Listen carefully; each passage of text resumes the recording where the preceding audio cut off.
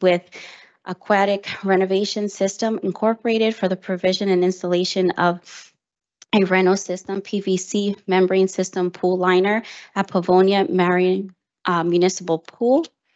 May I have a motion to add item 10.23, Resolution 24-307 to the agenda? Motion. Motion made by Councilperson Saleh, seconded by Second. seconded by Solomon. Okay. Motion to add item 10.23, Resolution 24-307 to the agenda. Motion made by Saleh, seconded by Solomon. Councilperson Ridley. Aye. Councilperson Prinzary. Aye. Councilperson Baggiano. Aye. Councilperson Saleh. Aye. Councilperson Solomon. Councilperson Gilmore. Aye.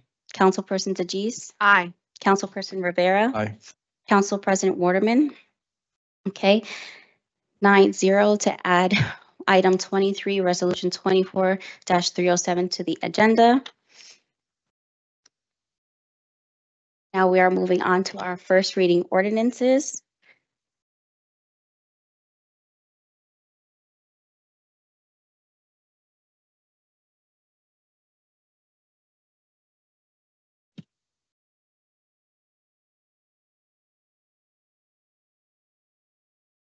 Item number 3.1, City Ordinance number 24-025. An ordinance expanding the boundaries of the historic downtown special improvement district to include sections of Marion Boulevard, Monmouth Street, Brunswick Street, 4th Street, and Newark Avenue. Item 3.2, or City Ordinance 24-026, an ordinance supplementing Chapter 332, Vehicles and Traffic, Article 7, Meter Parking, Section 332-48.b, designation of the parking spaces, and Section 332.57, on-street permit parking zones, and Article 7, Permit Parking, Section 332-58. Parking regulations in residential zones for parking regulation changes in the area between Marion Boulevard and the Hudson River waterfront. Item 3.3, City Ordinance 24-027, an ordinance amending Chapter 296, Streets, Sidewalks, and Public Rights-of-Way to clarify the duration of time that a dumpster may be legally placed in the right-of-way. Item 3.4, City Ordinance 24-028, an ordinance supplementing Chapter 332, Vehicles and Traffic, Article Parking for the Disabled on the Jersey City Code designating a reserved parking space at various locations throughout the city. Item 3.5, City Ordinance 24-029, an ordinance supplementing Chapter 332, Vehicles and Traffic, Article 2, Traffic Violations, Section 332-8, Prohibited Rights Turns on Red Signal, Chapter 332, Article 3, Section 332-22, Parking Prohibited at All Times, and Chapter 332, Article 3, amending Section 332-4.1, Limited Duration Parking to implement safety improvements along Mallory Avenue. Council members, we are taking a vote on items 3.1 through 3.5. 3.5, yes, sorry. 3.5, Councilperson Ridley. Aye for introduction. Councilperson Prinzary. Aye for introduction. Councilperson Baggiano. Aye. Councilperson Saleh. Aye for introduction. Councilperson Solomon. Aye for introduction. Councilperson Gilmore. Aye for introduction. Councilperson DeGise. Aye for introduction. Councilperson Rivera. Aye. Council President Waterman. Okay. Items 3.1 through 3.5 have been introduced unanimously, 9-0.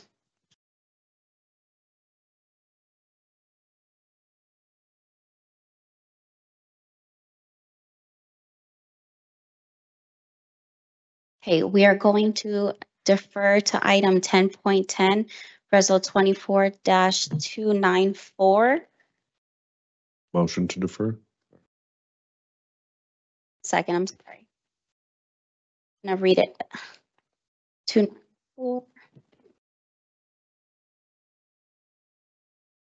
it's a resolution recognizing April as Sexual Assault Awareness Month. The motion is made by Councilperson Prince Airy. May I have a second? Second. By Councilperson Solomon. Soleil? Sorry, I'm gonna have to get used to the voices. No, I'll announce my name. Okay. Okay. Okay, so to defer item 10.10, resolution 24-294, Councilperson Ridley. Councilperson Prince Airy. Aye. Councilperson Bajiano. Aye. Councilperson Soleil. Aye. Councilperson Solomon. Aye. Councilperson Gilmore. Aye. Councilperson DeGise. Aye. Councilperson Rivera. Aye. Council President Waterman. Okay, 9-0 to defer to item 10.10, resolution 24-294. Now,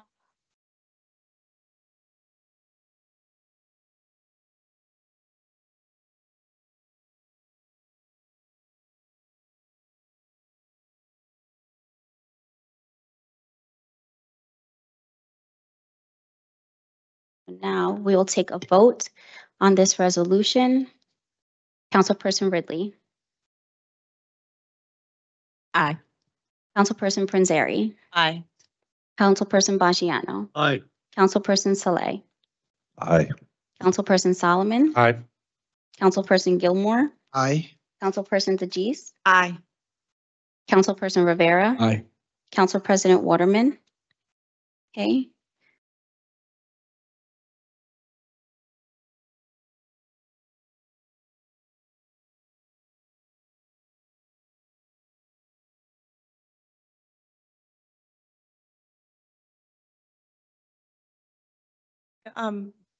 Dr. Bishnu, would you like to come up and say a few words on behalf of Hudson Speaks? And in the meantime, just for the general public, I will read the resolution into the record. Good evening. This is 10.10. Or this is Dr. Bishnu. This is 10.10. Good evening. Before you start, let me just for context.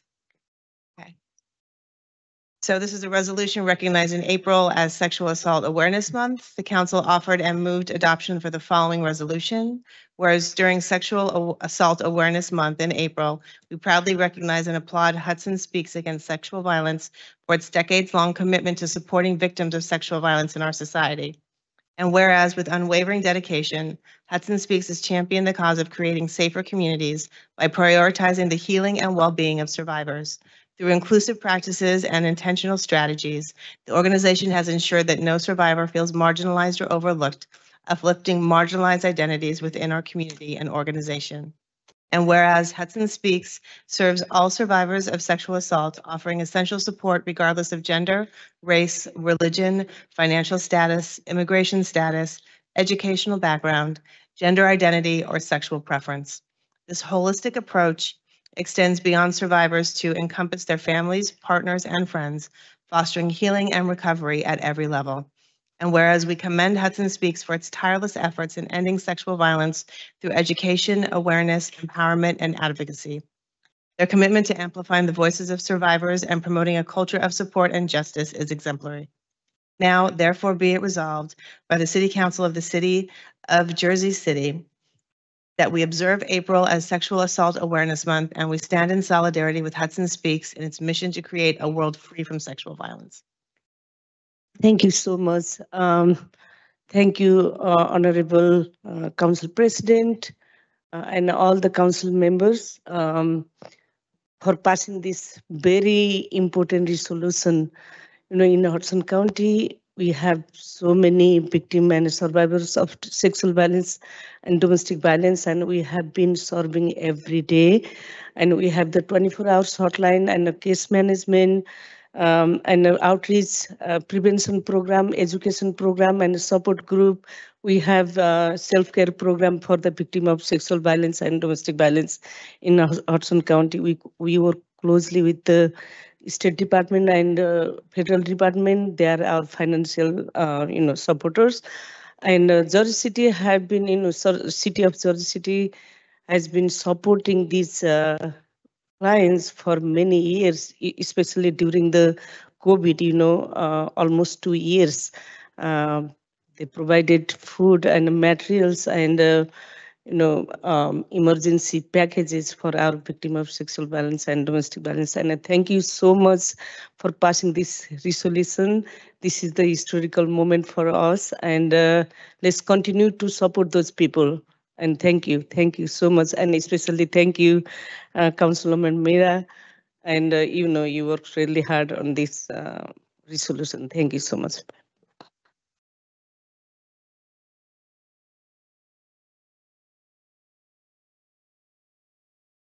Thank you.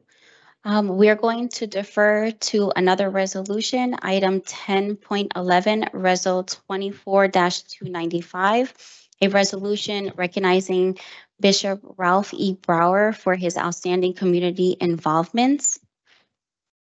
Motion made by Council Saleh. Thank you, Councilperson Saleh, seconded by?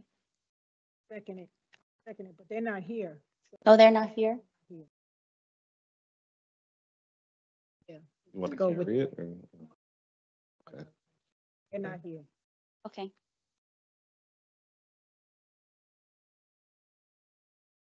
Okay, so they're not here right now, so we'll do the vote for that later on, or if they come in. We're going to, next we're gonna have a motion to carry ordinance 24-019 to the May 8th, 2024 Municipal Council meeting. Councilperson Solomon, I believe this motion is being made by you. Yes, I will make that motion. Second by Saleh. Okay, motion to carry ordinance 24-019 to the May 8, 2024 Municipal Council meeting. Motion made by Councilperson Solomon, seconded by Saleh. Councilperson Ridley, Aye. Councilperson Prinzary, Aye. Councilperson Basciano, Aye. Councilperson Saleh, Aye. Councilperson Solomon, Aye. Councilperson Gilmore, Aye. Councilperson DeGise, Aye. Councilperson Rivera, Aye. Council President Waterman. Okay, the vote is 9-0 to carry ordinance 24-019 to the May 8th, 2024 Municipal Council meeting. Now we're going to move on to our other second reading ordinances.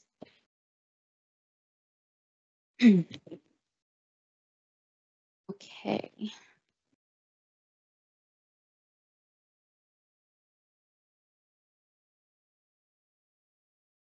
Okay, so this is our second reading ordinance, item 4.2, ordinance 24-020 is an ordinance authorizing the acquisition of a section of the Hudson River Walkway known as Block 14502, Lot 4, formerly known as Block 8, Lot 5, from the Jersey City Redevelopment Agency.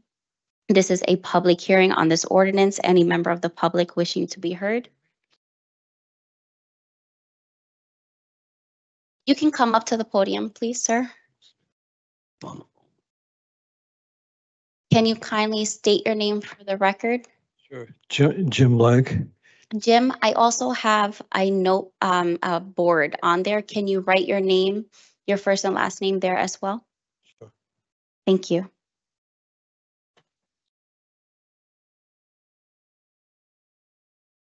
What's written here is a little bit vague.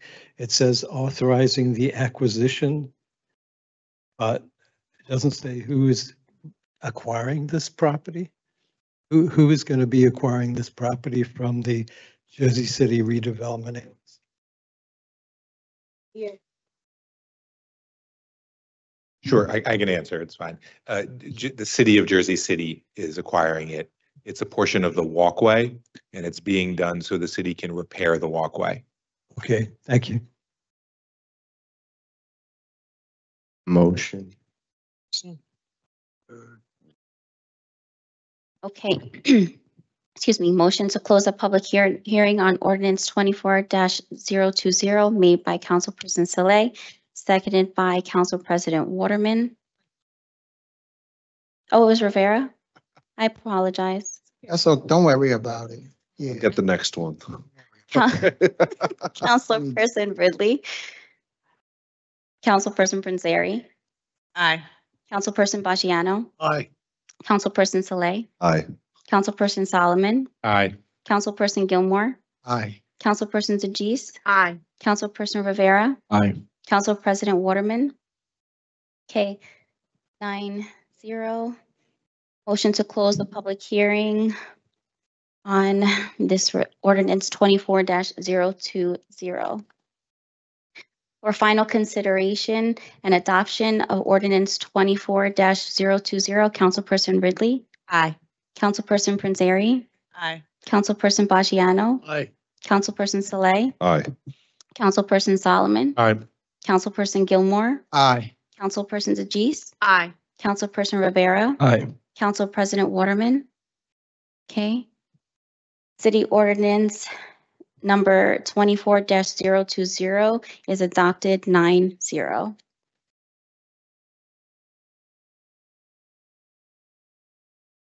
Item 4.3, City Ordinance 24-021, an ordinance granting an easement to the Lyndhurst Board of Education affecting real property owned by the City of Jersey City, known as Block 233, Lot 11, as shown on the official tax maps of the Township of Lyndhurst. This is a public hearing on this ordinance. Any member of the public wishing to be heard? Second by Soleil. Motion made by Council President Waterman, seconded by Councilperson Saleh. Motion to close public hearing on ordinance 24-021. Councilperson Ridley, Aye. Councilperson Panzeri, Aye. Councilperson Bajiano, Aye. Councilperson Saleh, Aye. Councilperson Solomon, Aye. Councilperson Gilmore, Aye. Councilperson DeGise, Aye. Councilperson Rivera, Aye. Council Council President Waterman.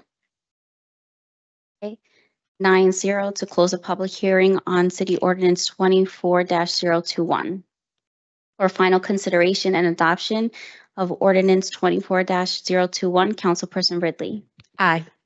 Councilperson Panzeri, Councilperson Bajiano, Aye. Councilperson Saleh, Aye. Councilperson Solomon, Aye. Councilperson Gilmore, Aye. Councilperson DeGise, Aye. Councilperson Rivera, Aye. Council President Waterman. Okay. City Ordinance 24-021 is adopted 9-0. Item 4.4, City Ordinance 24-022, an ordinance authorizing an amendment to a certain dedication agreement among 126-142 Morgan Street Urban Renewal LLC, 134 Bay Street LLC, and the City of Jersey City dating May 24, 2019 for certain land and improvements located within the Powerhouse Arts District redevelopment area at Provost Street between Bay Street and Morgan Street. This is a public hearing on this ordinance. Any member of the public wishing to be heard? Motion. Second by Soleil. Motion made by Councilperson Rivera, seconded by Councilperson Saleh. Motion to close a public hearing on City Ordinance 24-022. Councilperson Ridley, Aye. Councilperson Panzeri, Aye. Councilperson Bajiano, Aye. Councilperson Saleh, Aye. Councilperson Solomon, Aye. Councilperson Gilmore, Aye. Councilperson DeGise, Aye. Councilperson Rivera, Aye. Council President Waterman. Okay, 0. On the motion to close public hearing for ordinance 24-022 is 9-0. For final consideration and adoption of ordinance 24-022, Councilperson Ridley, Aye. Councilperson Panzeri, Aye. Councilperson Bajiano, Aye. Councilperson Saleh, Aye. Councilperson Solomon, Aye. Councilperson Gilmore, Aye. Councilperson DeGise, Aye. Councilperson Rivera, Aye. Council President Waterman. Okay, for City Ordinance number 24-022 is adopted 9-0. Item 4.5, City Ordinance 24-023, an ordinance creating Chapter 276, lithium ion batteries, prohibiting the sale of second-use lithium ion batteries, creating a lithium ion battery business registry, and charging regulations for lithium ion batteries, and supplementing Chapter 160, fees and charges, establishing a fee for the inspection of sellers of lithium ion batteries and powered mobility device businesses. This is a public hearing on this ordinance. Any member of the public wishing to be heard? Motion by Soleil. Motion made by Soleil, seconded by Second, Ridley. Councilperson Ridley. Motion to close the public hearing on ordinance 24-023. Councilperson Ridley. Aye. Councilperson Prinzary. Aye. Councilperson Baggiano. Aye. Councilperson Soleil. Aye. Councilperson Solomon. Aye. Councilperson Gilmore. Aye. Councilperson DeGise. Aye. Councilperson Rivera. Aye. Council President Waterman. Okay, motion to close public hearing on ordinance 24-023 is 9-0. For final consideration and adoption of ordinance 24-23, Councilperson Ridley.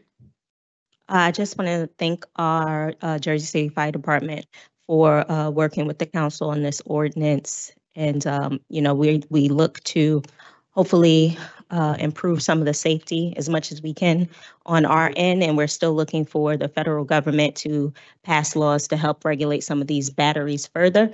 We actually just had a battery fire between us passing this for first read and getting to today. We had a battery fire on Skyline Drive since we put this ordinance together. So it is a problem. And thank you to my colleagues, Councilwoman Prinzary and Councilman Rivera, for helping to work on this with us too. I vote aye. Thank you. Councilperson Prinzary. Just want to thank Councilwoman Ridley and Councilman Rivera for our work together on this ordinance. Unfortunately, we have had lethal fire in addition to regular fires from these batteries. And it's really important that now, should this ordinance pass, that the educational piece really comes into play. Our fire department has been exemplary in the work that they've done on their research and in helping us understand what we can do locally at the local level. So hopefully this will help. And as laws are amended at the federal level, we can actually take additional action here at the local level. I vote aye. Thank you. Councilperson Baggiano. Aye. Councilperson Soleil. Just want to thank Councilwoman Ridley, Councilman Prinzary, and Councilman Rivera for their work on this, as well as the Jersey City Fire Department. Lithium-ion batteries are ubiquitous now. They're all over the place.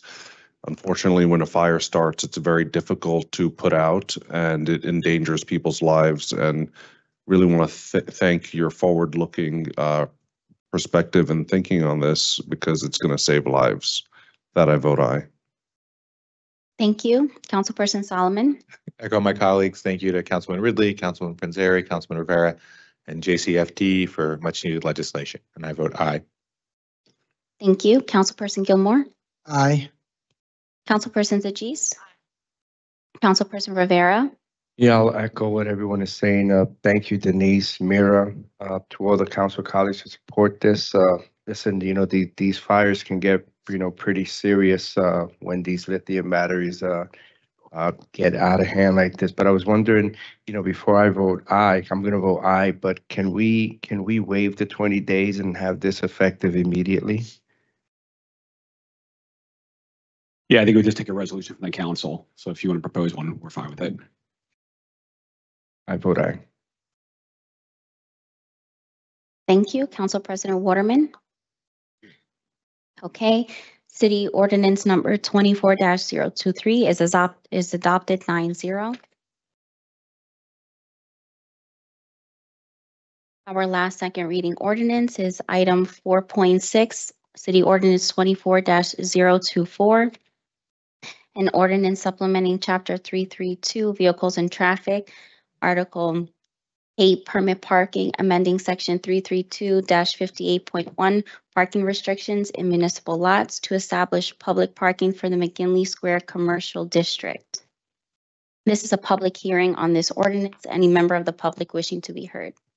Motion by Slay. Motion made by Saleh, seconded by Councilperson Rivera. Motion to close public hearing on ordinance 24-024. Councilperson Ridley. Aye. Councilperson Prinzary. Aye. Councilperson Basciano. Aye. Councilperson Saleh. Aye. Councilperson Solomon. Aye. Councilperson Gilmore. Aye. Councilperson DeGise. Aye. Councilperson Rivera. Aye. Council Council President Waterman. Okay. Motion to close a public hearing on ordinance 24-024 is 9-0. For final consideration and adoption of ordinance 24-024, Councilperson Ridley. Aye. Councilperson Prinzary. I'd like to thank the Traffic Division, the McGinley Square Special Improvement District, and residents in the area and the broader ward for working with me on this as the business district grows, as we welcome more businesses into the district. We do have to look at all available parking for them so everyone can be successful here. To the residents that this may impact that have the permit, we are working with traffic and parking to see how we can best assist you guys with the transition. So with that, I vote aye. Thank you. Councilperson Basciano. Aye. Councilperson Saleh. Huge win for McGinley Square and awesome work, Councilman Prinzary. I vote aye. Thank you. Councilperson Solomon. Aye. Councilperson Gilmore. Aye. Councilperson DeGise. Aye. Councilperson Rivera. Aye. Council President Waterman. Okay, city ordinance number 24-024 is adopted 9-0.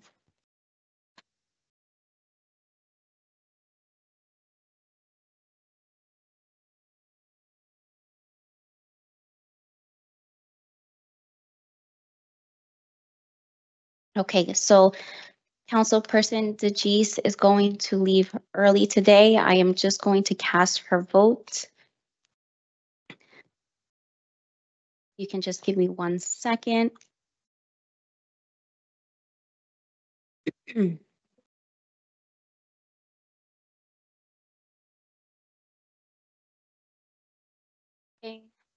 May I have your 1 second.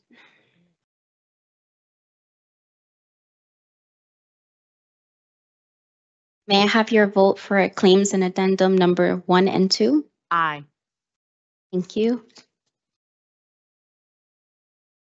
Resolutions 10.1 through 10.12, with the exception of 10.8 being withdrawn and 10.10 being approved earlier. Aye. Thank you. Okay, and resolutions 10.13 to 10.23. Aye. Thank you.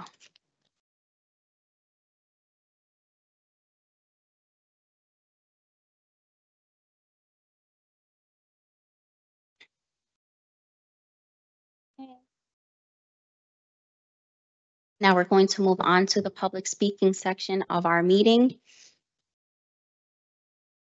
Laverne Webb, Washington.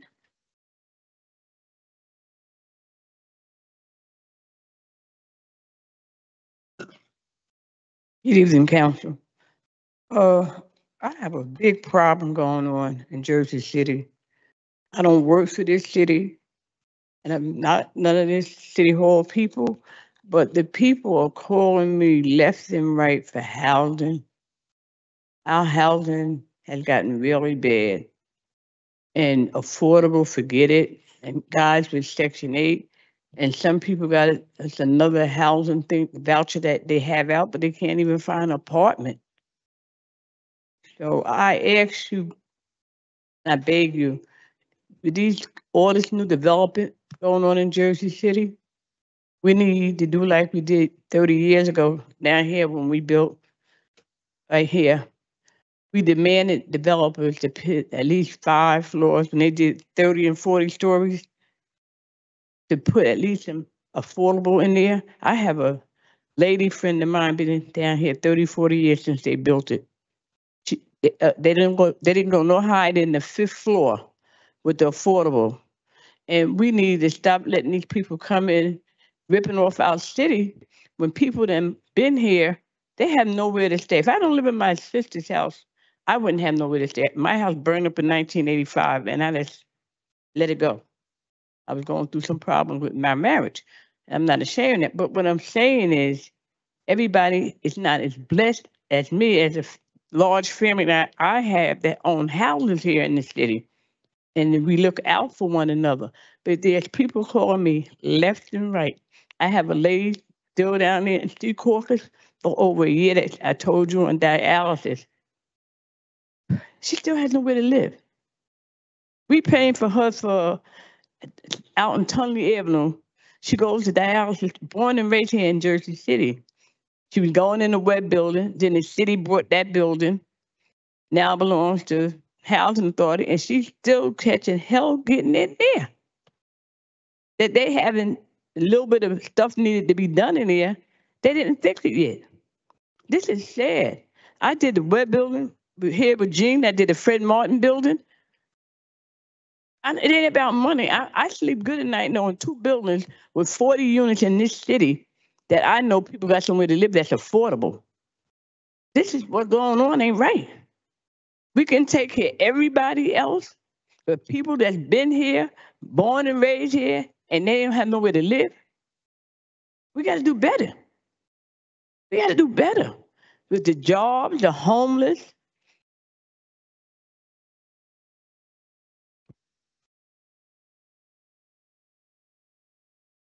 Thank you. Tina Knowles.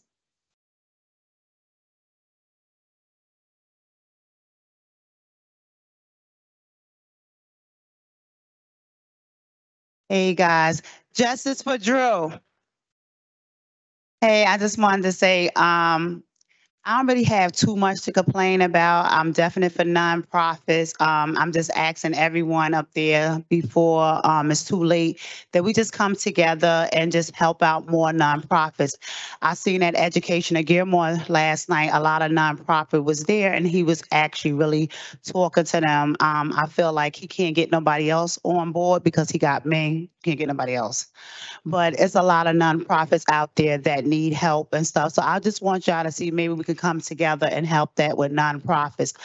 I'm just going to ask you, Education and Gilmore, I think that's good. You and Chief Staff Erica, we're going to do the cleanup on my block. I thank y'all really for focusing more on them blocks because them blocks right there have been not tamed, not educated, not nobody paying no attention. It's like they went over our Ward F and forgot about it. Like maybe they felt like, you know what, one day they're going to leave and the new people from New York or whoever's going to come over and take over and these people will go somewhere. No, we're not going nowhere. I'm just like Education and Gilmore. We're going to stay right there in that Ward F. And I want us to be able to bring a new generation and show them, like Ms. Webb said, for housing. That is my number one call, me calling Education of Gilmore and Chief Staff about people needed somewhere to live. Y'all also have let 2 of the security guards that be right there on Monticello. He called me last week crying. He don't have nowhere to live. They only bring 40 hours, him and his wife. So the rent is more like 25 and they can't afford right there on West Side. So I definitely agree with you about that. I give out clothes and my main phone calls is about people needed somewhere to live. They behind in their rent, they light bills, they need more clothes. So I just want y'all to please just come together for our community. Like Ms. Webb said, it's people that been living here for years. I ain't asking y'all for nothing. I'm from Alabama. I'm not saying free Alabama, let's go Alabama. I'm like right here in Jersey City on Oak and Martin Luther King where the rough part at, and you know that Education again.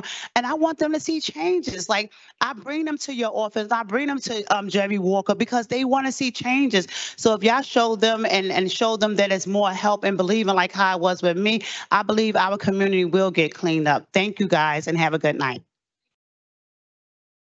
Thank you. Edward Perkins.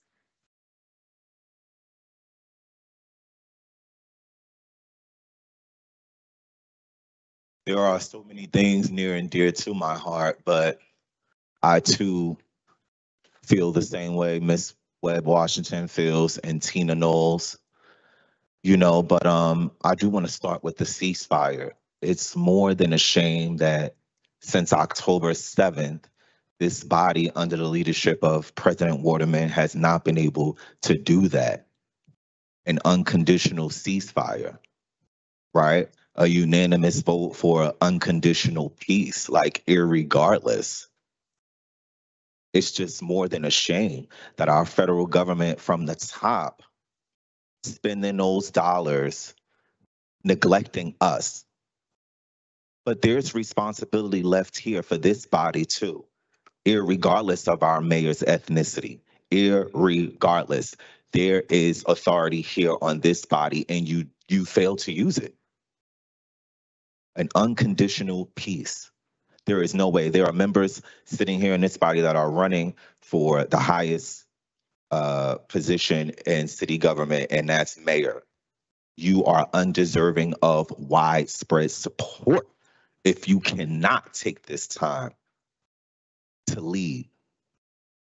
If you cannot take this time to lead, undeserving of support. One vote, a nickel's worth.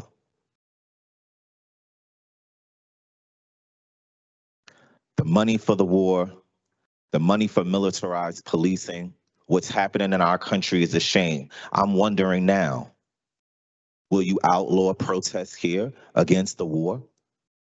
Pro-Palestinian protests? It's a genocide. You're darn right. But I'm wondering,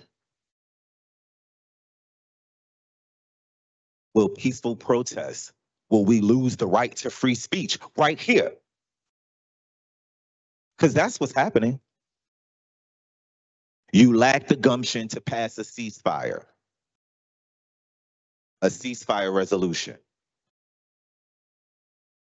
And then you turn your backs on us and draw the police out on us. That's unacceptable, but we will not give up. I stand with everybody who has called on this body to move for a ceasefire resolution. The war is first. And these issues are interconnected. These issues matter here. They do matter to us. And it's just another glaring failure of how you failed us, how you continually fail us. I have had much to say about housing on record, and I still do. Part two of this body's continual neglect to us as a people and our wider community. Thank you. Philip Carrington. Okay, Mira.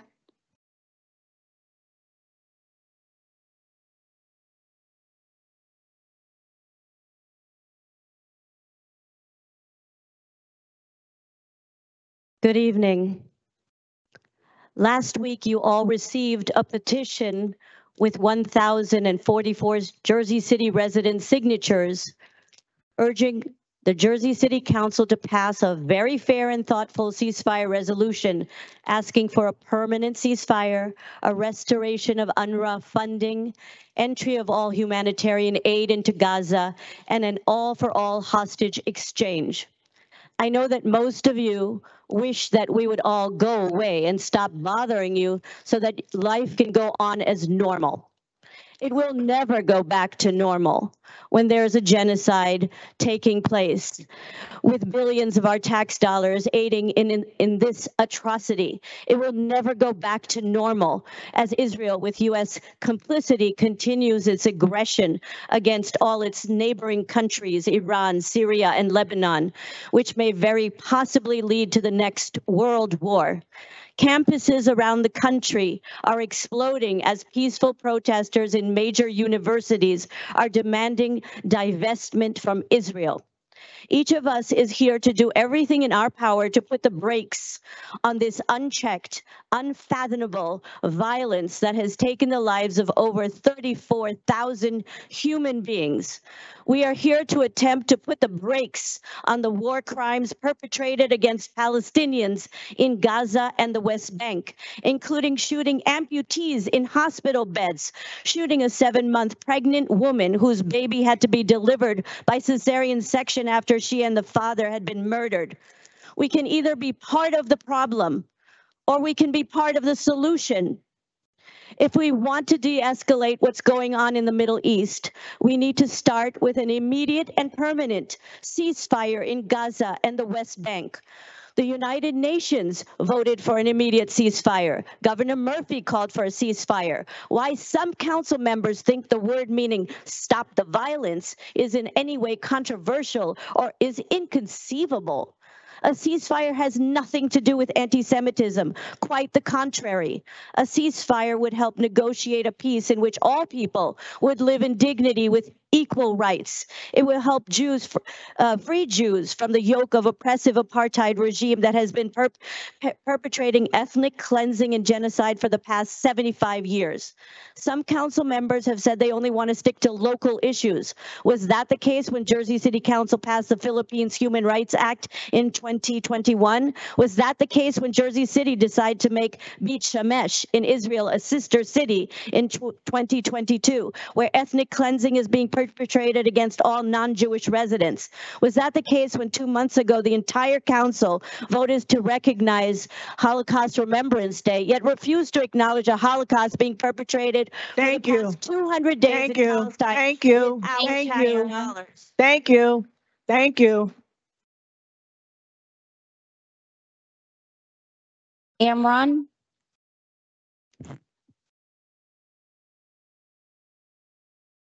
I'm standing here today to implore you to pass a ceasefire resolution for Palestine. I have struggled with what to say to you. Do I remind you that children are being starved to death? Do I remind you that babies are being born from the bodies of their dead mothers? Would it help you to change your mind if you saw pictures of fathers carrying their children's limbs in plastic bags? Of a mass grave with men, women, and children executed with their hands tied? Perhaps a reminder that you've paid for 34,000 people to die. But I presume you know all of this, and it has not swayed you. I have heard some of you want to find a middle ground. There is no middle ground in genocide. You either agree with mass killings of a group of people from one ethnic group, or you don't. Your lack of action tells me that you have allowed Zionist rhetoric to shame you into believing that Palestinians are not worthy of life. After all, Israeli officials have said that Palestinians are inhuman animals. So instead of all that, I'm going to tell you this. My name is Dana, and I'm a Palestinian American. I'm a grandchild of the first Nakba, and I am a human. My grandfather, Elias, also a human, was born in Bethlehem. His favorite joke was telling his grandchildren that he was born in the same stable as Jesus. He and his human brothers built an apartment building for their human families so they could all live together. It still stands today in the Katamon neighborhood. Family lore says if you break open the front steps, you will find a tube with a copy of the deed inside, listing their names. I'm told many Jewish American students live in that neighborhood, perhaps even in those 5 apartments. How lucky for them that they can live in my grandfather's home. I'm not allowed that same right of return. I've only visited via Google Earth. When I was a child, I was not allowed to tell our neighbors we were Palestinian because my parents were afraid for our safety. I have not raised my sons with that fear. They know exactly who they are and will proudly tell anyone. When I get home tonight, they will ask me how this went. Should I tell them that the people who purport to care about their constituents don't see us as human? That they are okay with the mass killing of the same people who share our ancestral DNA, who have the same curly hair and big brown eyes that they do, who look exactly like the children that I watch die every night on Instagram and every morning. You can say you have no real power in your position, but we all know the collective power of the people. Make no mistake, by not passing a ceasefire resolution, you are telling our federal government to continue supporting slaughter with our tax dollars. One day, this will be over. And knowing you were in a place of power during this time, your human children and human grandchildren will ask you what you did to help stop the slaughter of other human children. What will you tell them? ceasefire now, end the occupation, get out of my grandfather's house, free Palestine. Thank you.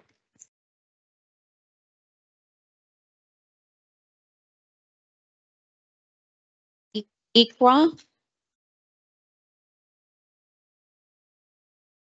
What? No, Miriam.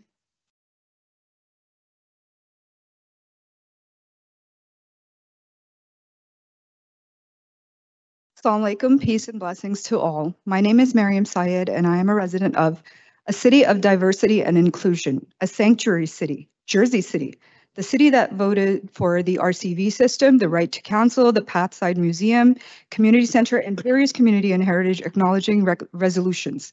Thank you. And yet, day 201, we still haven't passed a ceasefire resolution. So my question today is, what have we got to lose by passing this resolution? Because as I see it, every day that we don't pass the resolution, we lose. We lose trust in our justice system. We lose trust in democracy. We lose our civil rights. We lose our values. We lose our inclusiveness, and we lose compassion. We lose our sense of unity, and ultimately, we lose our humanity. As individuals, communities, and a nation, it is imperative that we uphold the principles of justice, equality, and fairness. When we compromise these fundamental values, we jeopardize the very fabric of our society. And that is what we are seeing, the ripple effects of the repressive policies across the nation. This is where we are losing. Our collective values of freedom, justice, and opportunity that are deeply rooted in the belief that all people are created equal and deserve dignity and respect. When we lose sight of these values, we risk becoming a society divided by fear, hatred, and prejudice. And that is where we are losing. Every day we wait, we lose. Now, what this resolution does represent is acknowledgement, validation, human equality, and healing. It does not exclude, it is not against anyone. Rather, it includes the full spectrum of diversity that this city has to offer. It includes the recognition of the people that voted for you to represent them. And it includes hope. A hope that we will have a better tomorrow because our leaders lead with integrity. In fact, the truth is, passing this resolution will help us restore what we are losing. So again, I ask you as our representatives, what have we got to lose by passing this resolution? And if the thought enters anyone's mind that this is not a city issue, okay, let it not be a city issue and stop sending our tax dollars elsewhere. Keep them to the city. Because as long as we have people here that have any monetary, familial, or humanitarian ties at stake in this issue, it is our issue. It is a city issue, and it is a humanitarian issue. We know fully well our history and world history, and we understand that there have been many injustices done even on this land itself, but we will not be held accountable to that history. What we will be answerable for, however, is what we are doing now.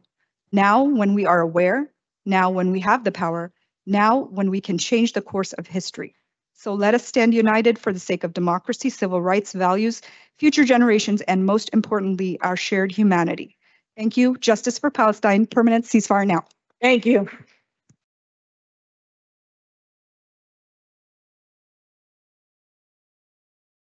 $5.8, Ikra? No? Okay. 5.9, Niha? 5.10, Donna?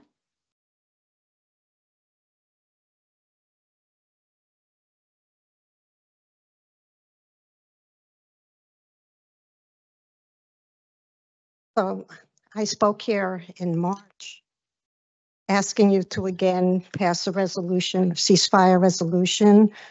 I had thought that since the resolution was first defeated in January, that so much had happened that you might reconsider, but nothing happened. I had suggested that maybe people try to see the film Israelism, which explains why so many Jewish people might be so committed to Israel's policies, but I don't know if anybody did. So most of the council members who voted to abstain did so for saying that it was an international issue and you weren't elected to deal with international issues. But I think that this international issue is also a local issue. like some of the people who just spoke before me pointed out, that number one, this destruction and death and genocide in Gaza is being done with our tax dollars. So this would make it an international issue. We are a local issue. We elect representatives to Congress to represent us, and they're voting to send all this money to Israel for weapons, billions of dollars. I don't think that that's representing us. The majority of people in the United States are opposed to what Israel's doing in Gaza. So doesn't this make people, make this a local issue, that our representatives are not, are not representing us truly? Someone pointed out, several people pointed out, that the billions of dollars that are being spent could be spent at home for healthcare, for education, for jobs, for infrastructure. So, and instead it's money is being used to kill people. So this does the killing of, well, also many Palestinian members of our Jersey City, their families have been killed. So that makes it a local issue as well. Someone pointed out the danger of World War III and nuclear war. That's a serious thing. That's a local issue too.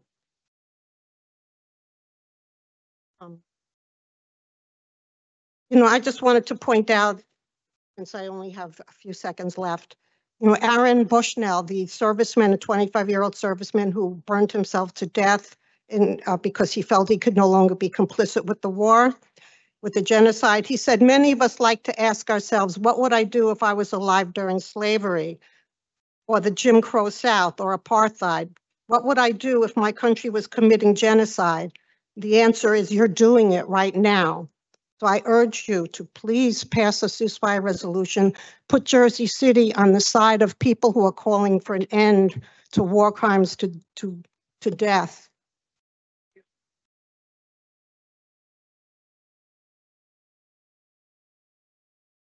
Alisan? No. Andrew?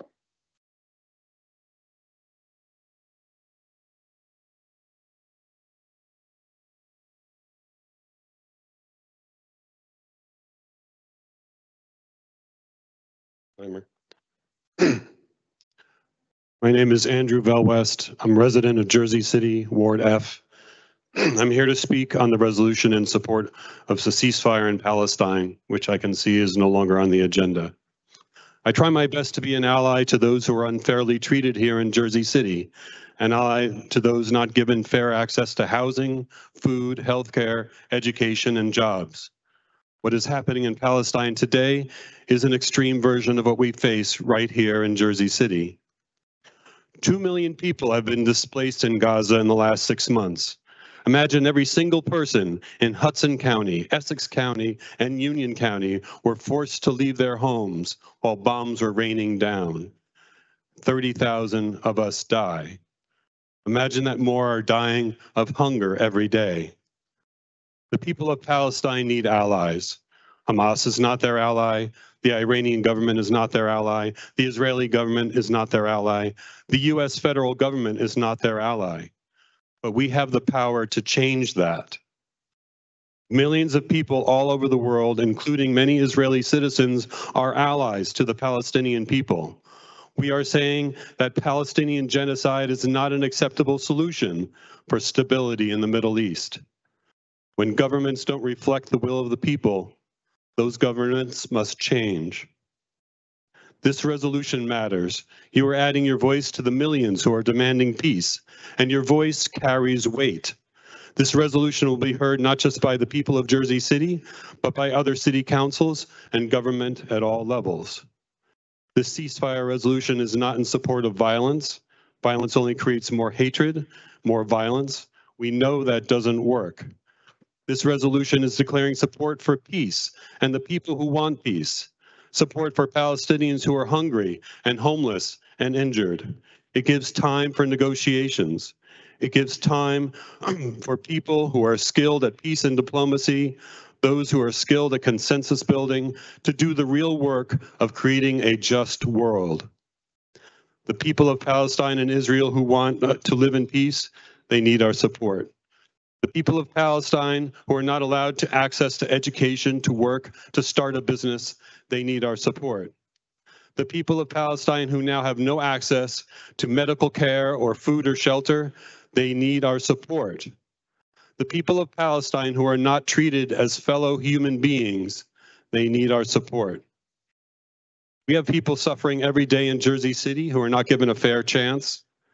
And just as you need to support them, you need to support a ceasefire in Palestine. You need to add your voice to those demanding an end to the genocide of the Palestinian people. Thank you. Thank you.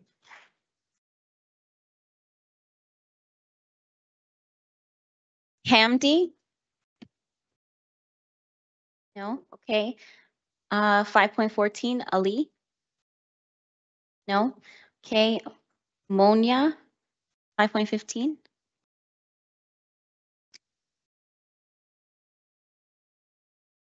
Good evening. My name is Mona Jawed. I have been a resident of Jersey City since 2009, specifically Ward B. I'm an attorney with experience with international law and military law, and I have worked with the US military and NATO allies in Belgium. And I'm here to urge you to reintroduce and pass a ceasefire resolution. In December of last year, 5 members of this council abstained from voting on a ceasefire resolution, claiming that it called for an act that is outside of this council's authority. International law has now made it clear that it's not only within your authority, but it is your obligation to call for an immediate and permanent ceasefire in Gaza. Genocide Convention, which was ratified by the United States in 1988, establishes on state parties the obligation to take measures to prevent the crime of genocide, including by enacting relevant legislation. In January, the International Court of Justice ordered Israel to take specific measures to prevent the crime of genocide against the Palestinian people in Gaza. But according to the UN and numerous human rights organizations, Israel has failed to implement the necessary measures to prevent genocide in Gaza. This now triggers your obligation as the legislators to enact any and all relevant legislation to prevent the genocide of the Palestinian people as per the Genocide Convention. Jersey City has a long and established history of denouncing human rights violations as exemplified by the memorial to the Katyn massacre at Exchange Place. It is vital that we continue this tradition, uphold our commitment to the rule of law, and join the numerous other cities in New Jersey and around the country that are calling for an immediate and permanent ceasefire. From a non-legal perspective, I have had years of experience learning about the conflict of the Middle East.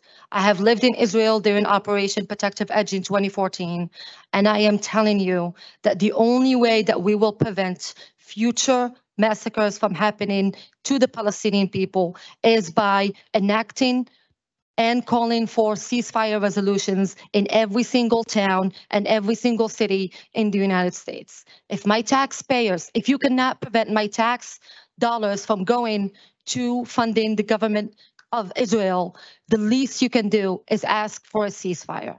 Thank you. Thank you. Isaac? Okay, Ahmed?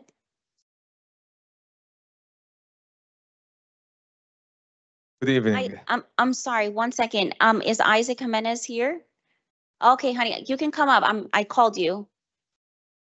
Sorry. Hi, my name is Isaac Jimenez. I'm a Ward B resident. I'm here to support the introduction and passage of a ceasefire resolution with some of my comrades behind me here. It is the 200th day since the beginning of this genocide, and it's been a long road for a lot of people in this room, but most importantly for Palestinians, Israelis, and many more people around the world that are seeing this before them play out and our government not respond. We've seen 80% of hospitals and schools be inoperable. We've seen the threat of famine almost inevitable. That was reported this week.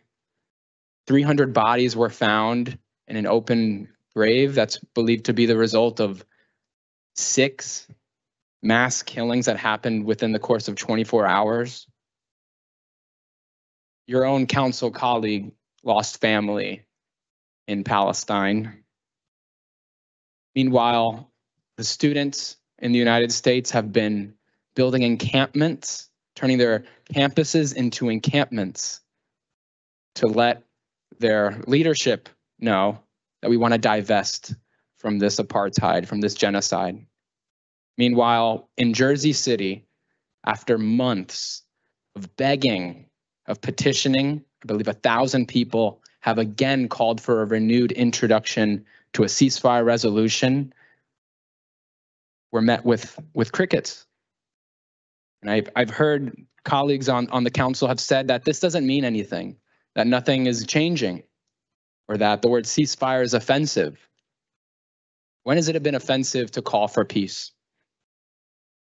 But the reason why nothing is changing is because we have inordinate structures and power that we're up against, but we're dismantling that. We have our congressman who's funded by AIPAC, the Israeli lobby that uses GOP money to pick off Democrats.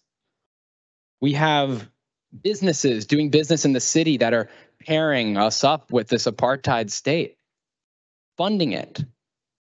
And so we ask the council, if there isn't going to be a resolution, why should we expect for you to have a re-election?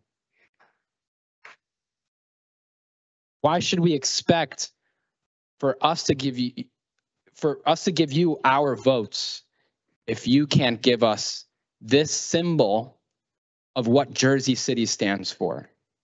Thank you. Thank you. Ahmed?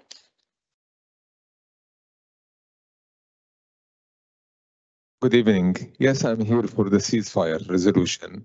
We need it to be back on the table.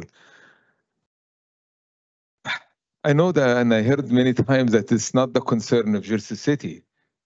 Yes, but it's a concern of many people in Jersey City who's your colleague, your friend, and some of you in families. I'm not here talking about only the Palestinian, which as I support the ceasefires before, but I'm talking about the Egyptian, the Saudis, the Israelis, the Yemeni, the Jordanian, the Iranian, the Iraqis, everybody in the region there that might get involved in the war soon or later. We need to save everybody's life. Guys, the history is changing right now in front of our eyes.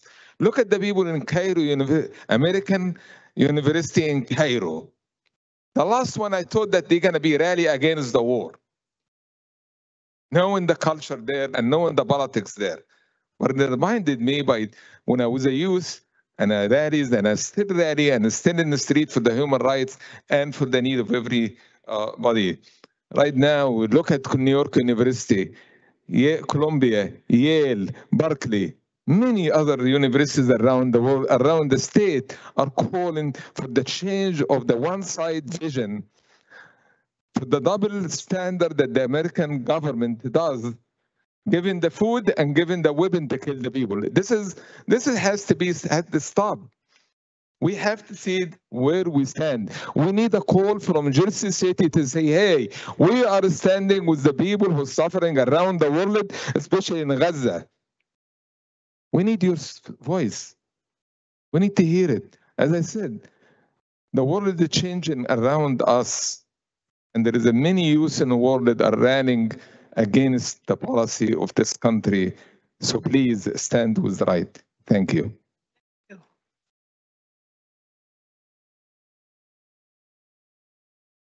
518, Maya.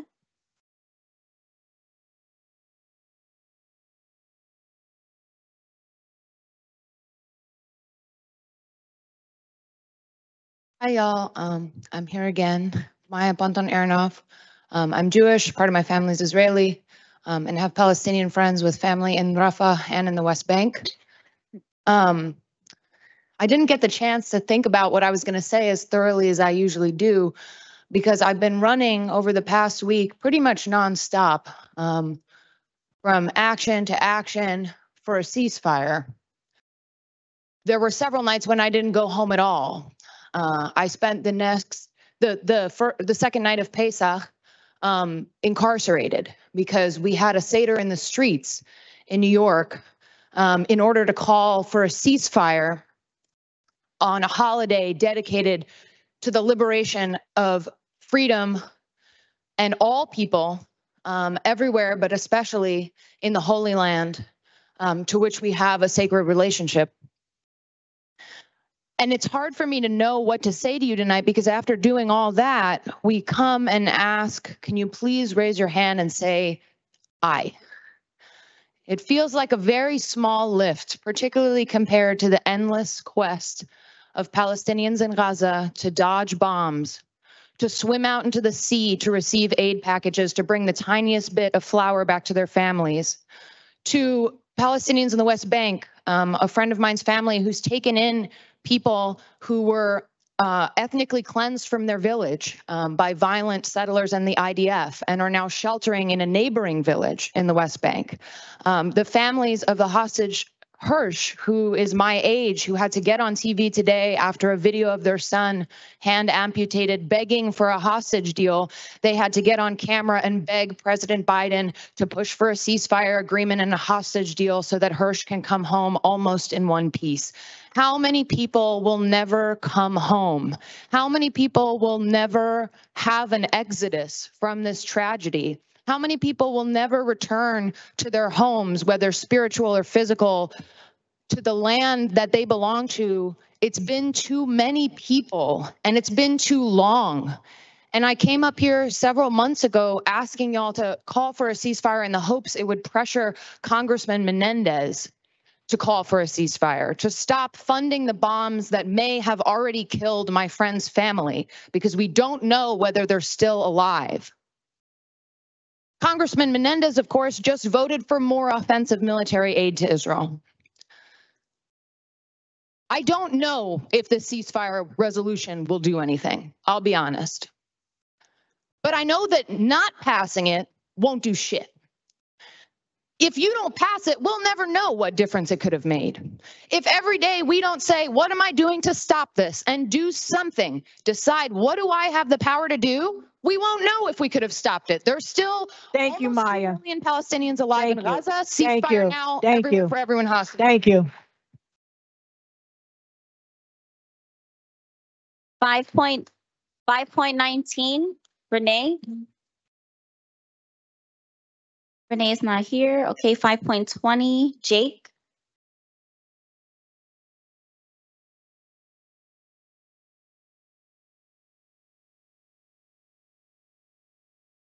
Good evening. My name is Jake Efros. I'm a resident in the Heights. I'm also Jewish, and I also have Jewish-Israeli family. And I'm here to call on our city council to support a ceasefire resolution as well. As the previous speaker mentioned, it's Passover. So Chag Sameach, Chag Pesach Sameach to all who observe. And I've been just struggling with what do I do with this holiday this year? How do I observe this Jewish holiday that's about spring and life and freedom amidst the genocide in Gaza? Part of the holiday is repetition. We repeat this story year after year to never forget what it means and to never forget the significance that it holds for us. And at the end of the Seder of Passover, we say next year in Jerusalem. And again, it signifies that we're going to tell this story over and over because we have to relearn every single year how to win freedom. And so we will see each other once again next year in Jerusalem to share that story and to teach each other again how to win freedom. But whenever this year I hear next year in Jerusalem, I think of this year in Gaza, this year in Palestine. Tens of thousands have been killed with our tax dollars, with our government support. And we have to teach ourselves once again how not to just win freedom for one group of people, but for everyone, for all of us. And I'm really not the most religious guy. I went to Hebrew school, and so I celebrated Jewish holidays my whole life. But my Haggadah, the book that we read during the Passover Seder, my family Haggadah, I looked at it and it said that, there's a story that God didn't actually let the Jewish people commit violence against the Pharaoh in Egypt, in the story of Jews being slaves in Egypt, because God said it was important that the oppressed not become the oppressors. And the resonance of that, the horrible, horrible resonance of that this year has been weighing on me. And we demand that our city stand on the right side of history, pass a ceasefire resolution, and gear up to vote uncommitted in the primary election this June here in New Jersey to show President Biden that we are not going to stand for his unwillingness to support a ceasefire. Thank you. Ceasefire now. 5.21, Mo.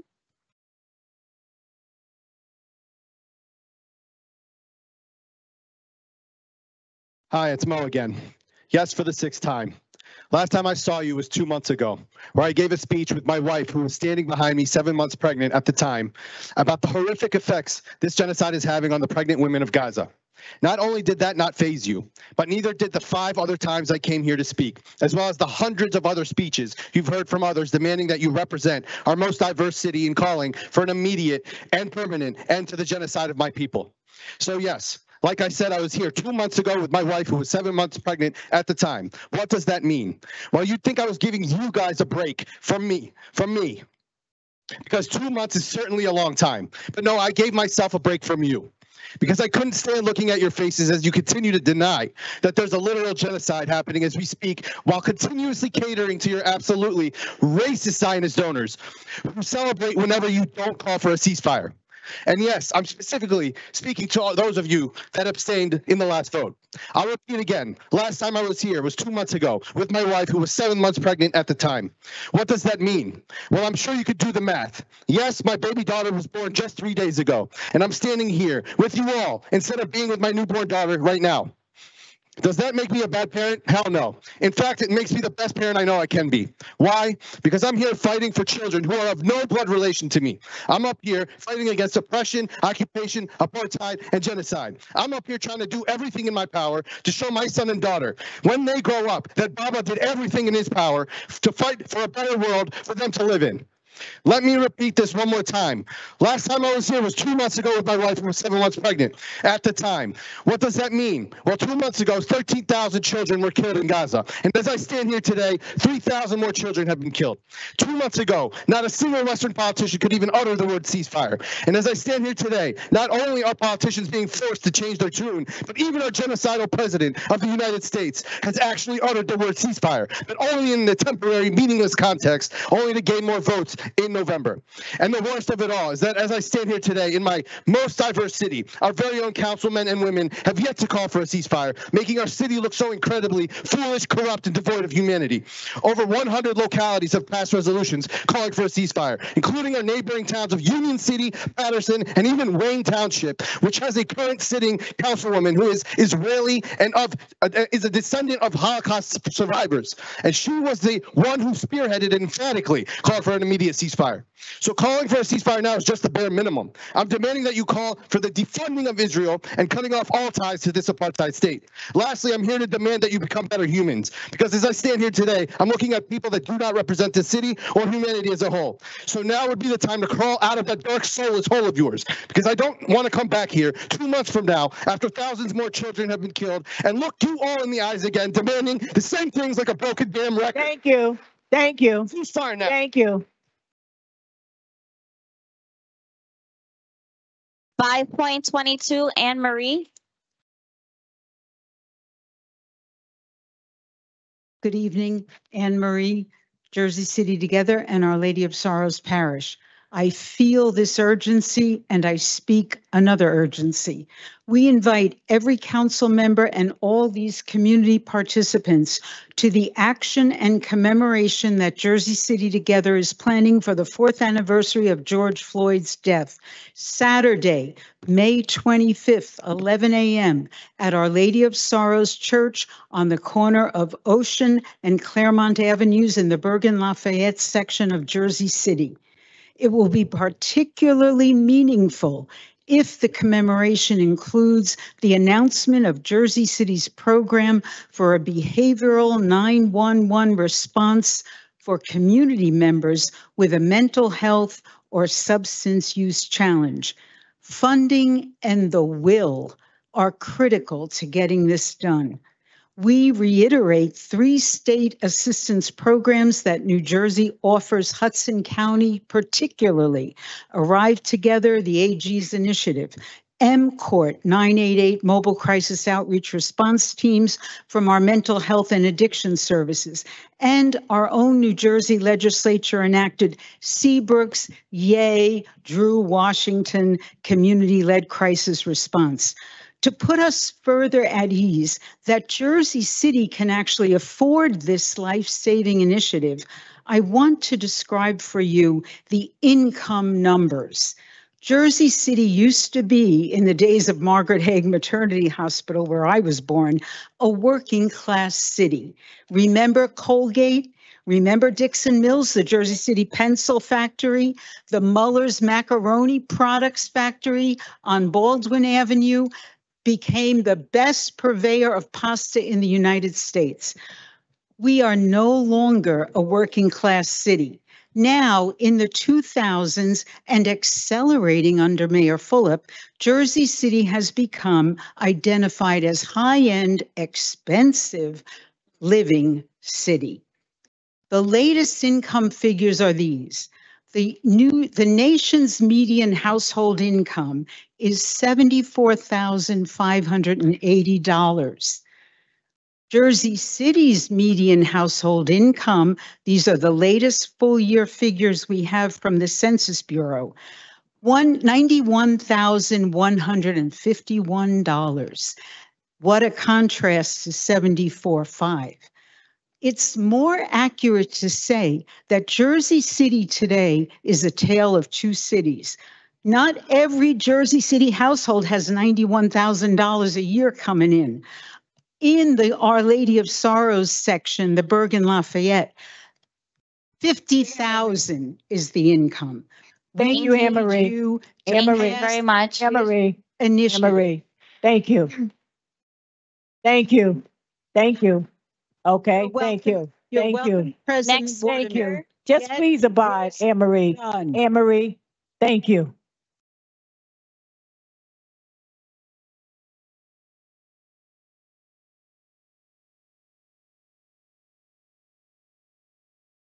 Next speaker, 5.23, Morgan.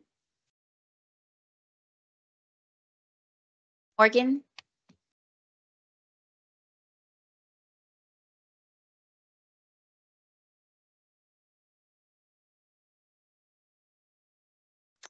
Hello, my name is Morgan Fields. I'm from Union City, and I'm here to support putting on the agenda a ceasefire resolution and to pass that ceasefire resolution.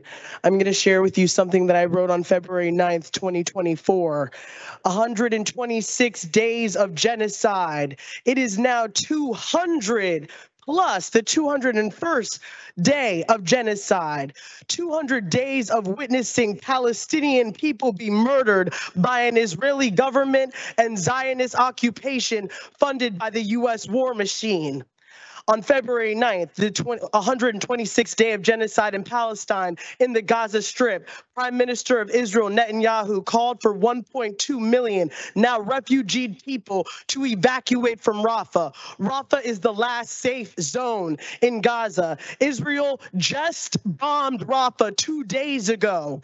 Now here, in the time that we're living in, killing 17 children. A ground invasion there is still being threatened. Nasser Medical Complex in Khan Yunis has been under siege by the Israeli army for 20 days. By February 9th, they have now withdrawn. Mass graves now, just 2 days ago, have been discovered in Nasser Medical Hospital and Al-Shifa Hospital. 310 murdered Palestinian children, mothers, and doctors have been found in mass graves at this medical complex. This is what 6 months of genocide looks like at a glance. Understand this. Genocide does not function under the terms of peace negotiations. It functions within the terms of annexation and annihilation. Understand the pro-Palestinian movement is not new. It is not new because colonialist and Zionist ideologies are not new. It is not new to white supremacists and Zionist oppressors to exert violent force over people they deem resistant to the idea that people outside of white colonial and settler ideologies do not deserve the right to exist. This is a fight against white supremacy once again coming to a global pinnacle. This is a rejection to the idea that people are to go from their land willingly, and that in the past, they have gone willingly before. After 200 plus days of genocide, there is a call to humanity, a call to your humanity. Are you there? It is time to question who we allot power to daily, who we have been allotting power to. Resistance is justified. Ceasefire now, land back, right to return, and free Palestine until the day I die. Thank you. Thank you. 5.24, Michael? No? Okay. 5.25, Shruti?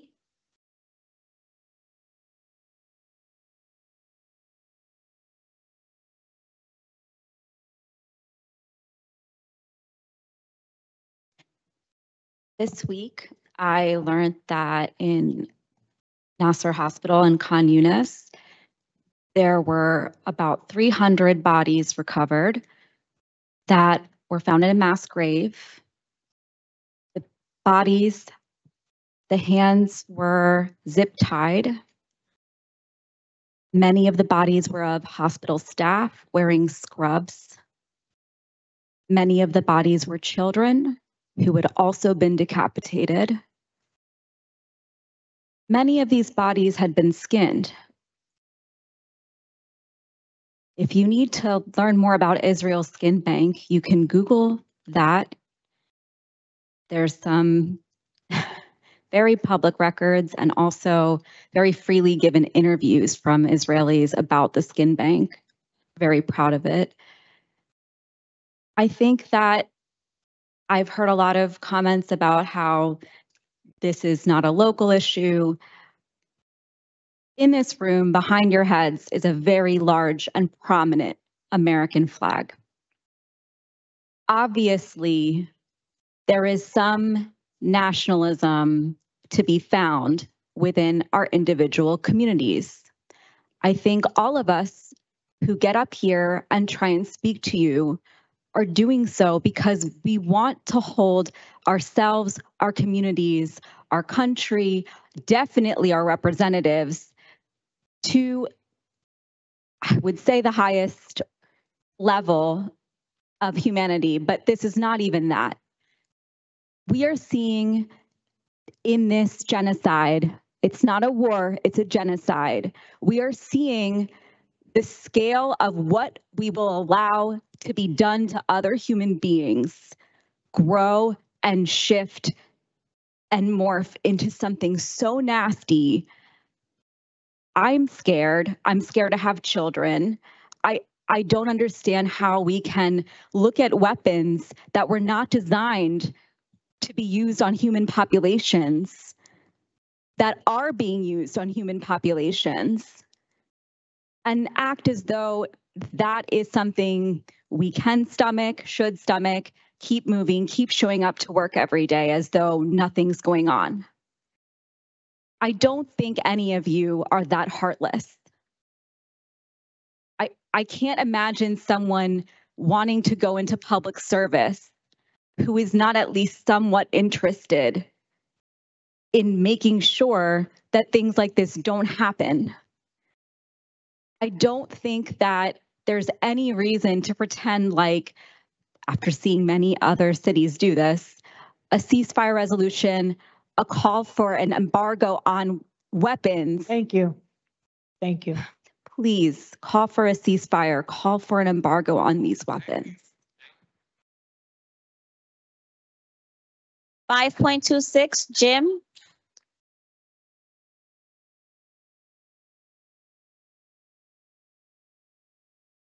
Hi, good evening, Council.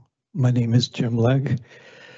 Since I've heard that you think that genocide is an international issue, does this mean that this council would not vote to condemn slavery? Because after all, the slave trade was international commerce, freedom of navigation and all that.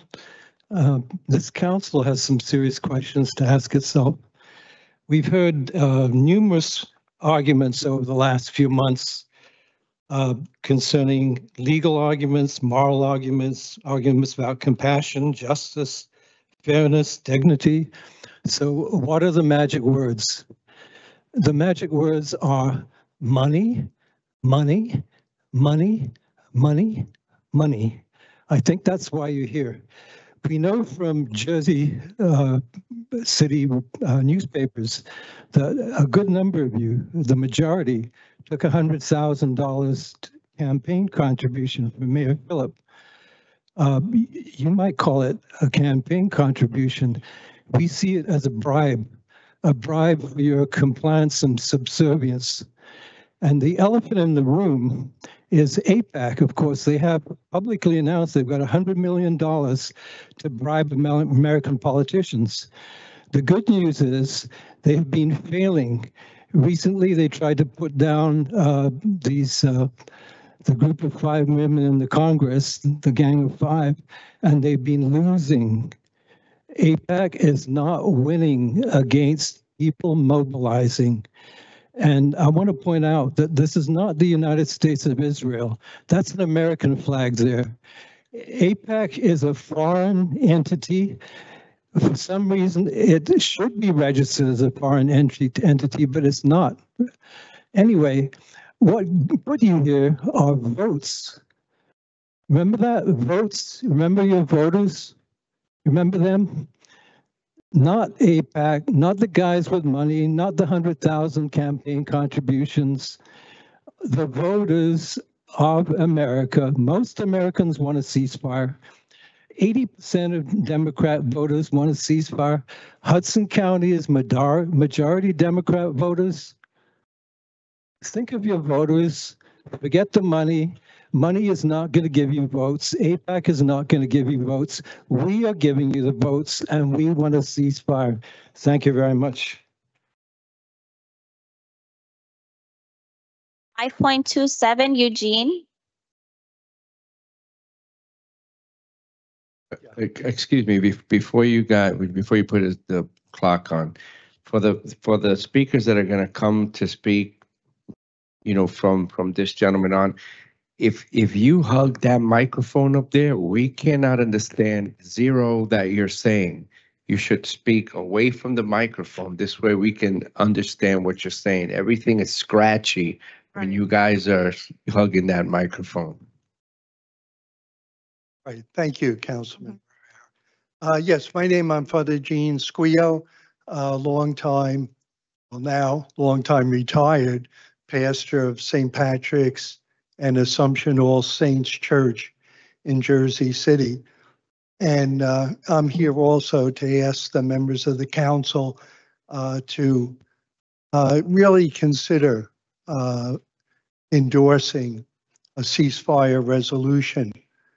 I think the starting point for each of us should be to recognize the suffering of the Israeli people, the sufferings of the Palestinian people, and to say that this cannot go on. A ceasefire will remove from the United States, from President Biden, the justification to supply Israel with offensive weapons that are used against the civilian population in Gaza. A ceasefire resolution will take away the justification of the Israeli government to use food as a weapon of war. The ceasefire resolution will enhance the ability to get the needed aid to the Palestinian people. So tonight, in asking for you to approve, to consider approving a ceasefire resolution, to me, it's very simple. It's not about choosing sides. It's about choosing peace. A ceasefire resolution hopefully will be a stimulus to Israelis and Palestinians to start focusing on a future of peace and security for both peoples. The Palestinian people are not going anywhere. The Israeli people are not going anywhere. A ceasefire resolution would add to the momentum to have negotiations and looking to the future, a future of peace and security for all. Thank you. Thank you, Father.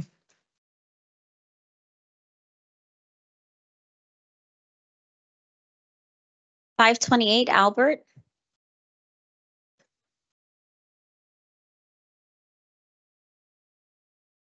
I hope you don't mind if I don't scream and yell and pretend that I was beat up or anything like that.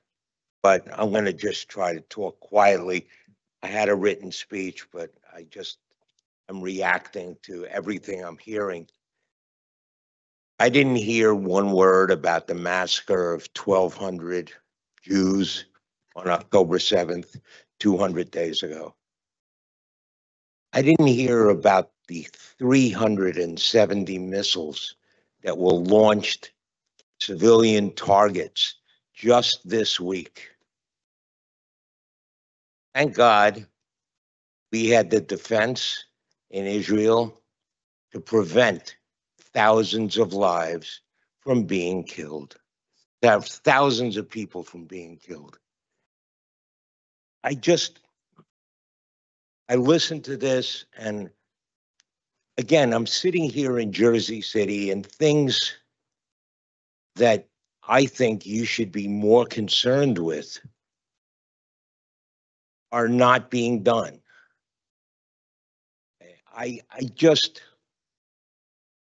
It gets me very, very angry, and I don't want to exude that feeling. I'm going to sit down.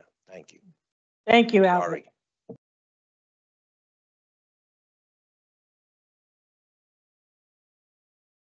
Albert, 528. That was just Albert. Oh, sorry. 529, Yasmin.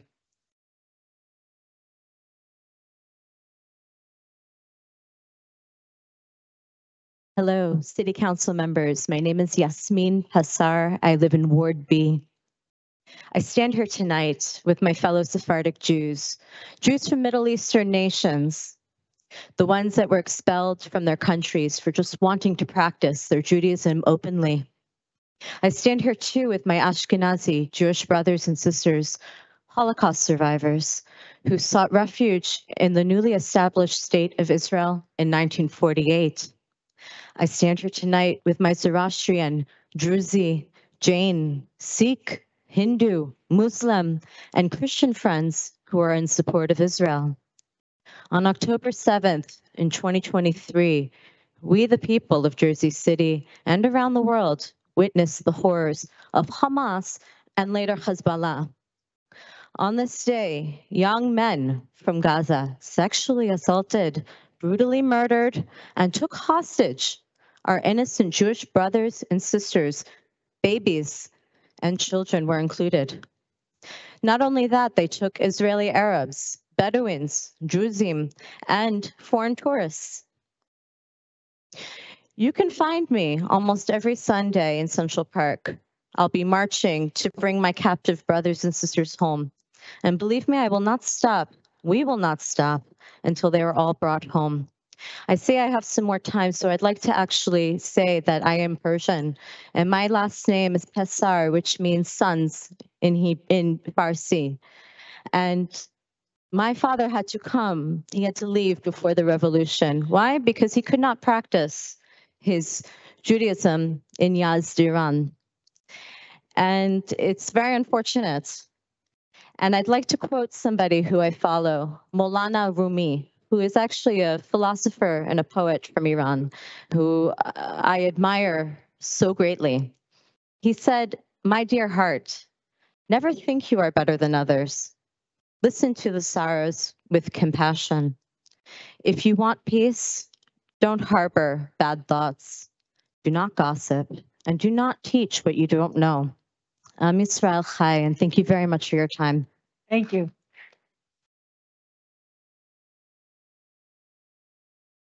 $5:30, Tara.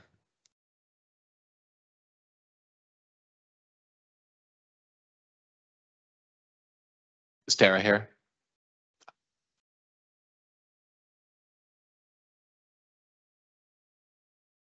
Come on, Tara.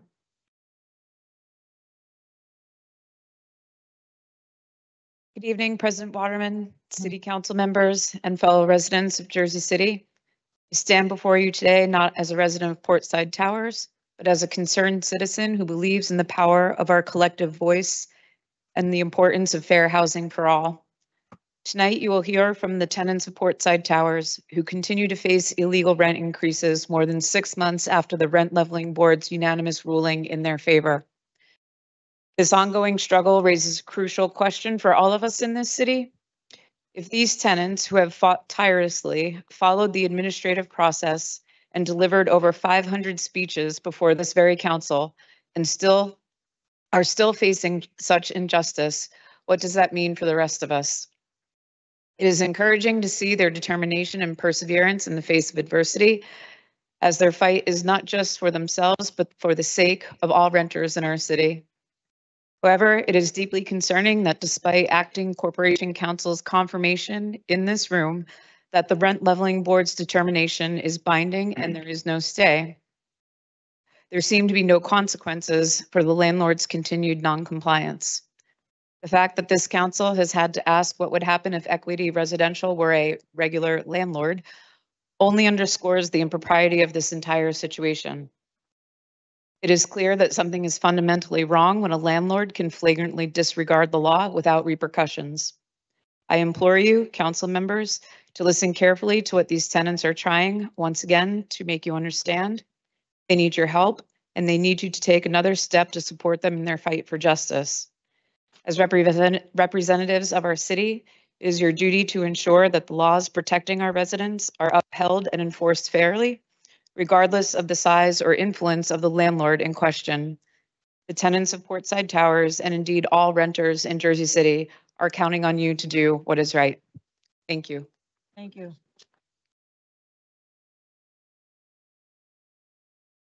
Kevin? Good evening. As a group, this is our 33rd time speaking before you, having done so at every single council meeting since November 9th, 2022. At various points in time, each of you has expressed your desire to assist us, at times publicly in this very room, and at other times at various town halls and events. Your expressions of your willingness to help have even been covered in the press numerous times.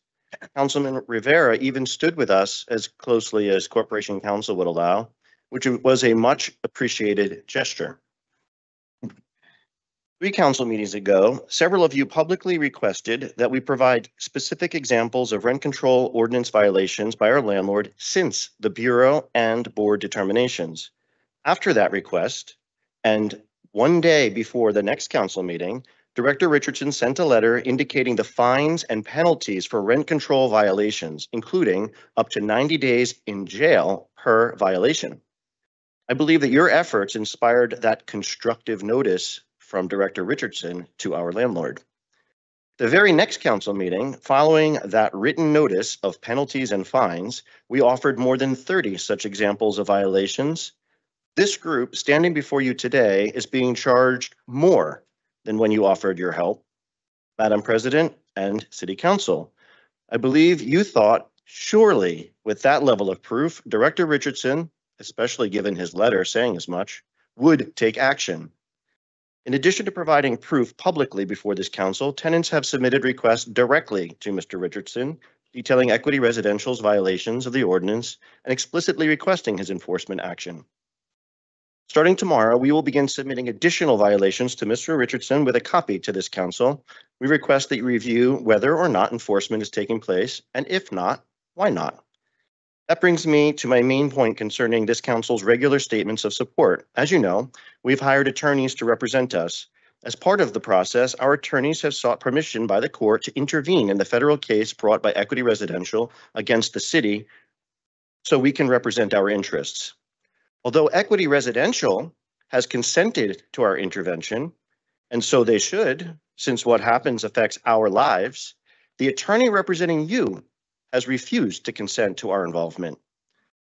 How can this be when you have said you support us and the Rent Leveling Board unanimously found in our favor, in favor of the tenants? Your attorney indicated that he did not receive authorization to allow the tenants to participate. When you read his counter brief, it's like he said, don't worry, he has the tenants back. How does that sit with you? That your attorney would attempt to silence our voices, a step that was too far, even for Equity Residential. Please authorize your attorney to consent to our involvement in the federal case. Thank you very much.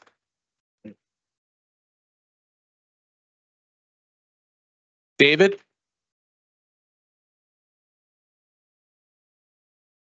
David's not here? Okay. Rhiannon? Thank you. Good evening, council members. I'm Rhiannon McAwee and I'm here once again. I should be at home with my 6-year-old practicing her kindergarten reading or packing for a work trip tomorrow to a conference called Deepening Impact Through Transformative Leadership. I've chosen to be here instead because I believe in this. I also believe in recognition and change. Let me start with recognition.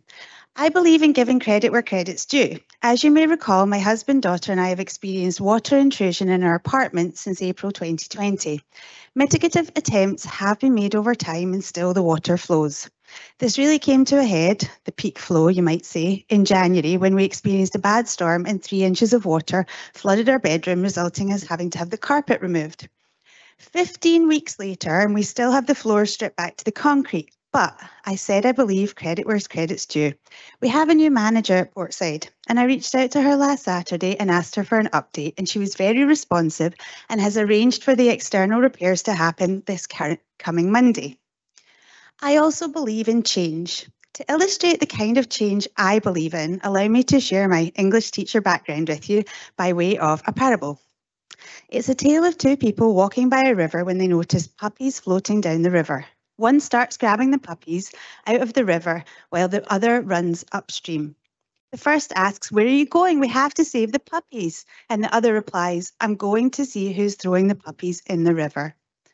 By going upstream, we can eliminate the cause of the problem. Yes, there are immediate needs, a towel laid on the floor to soak up the water when it rains in my apartment, but we also need transformative change.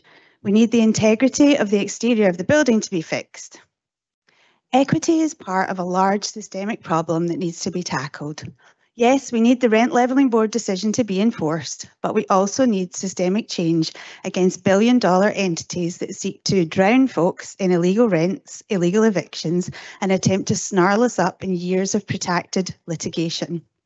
I call on you to effect mitigative change within your purview, taking all steps to secure the enforcement of the rent control decision. But I encourage you to be part of transformational change too. Mahatma Gandhi once said, "Be the change you want to see in the world." Council members, you were called on to serve and bring positive change. Credit where credit's due. You're helping move the needle. Please go upstream and be part of the bigger change. Thank you for your time.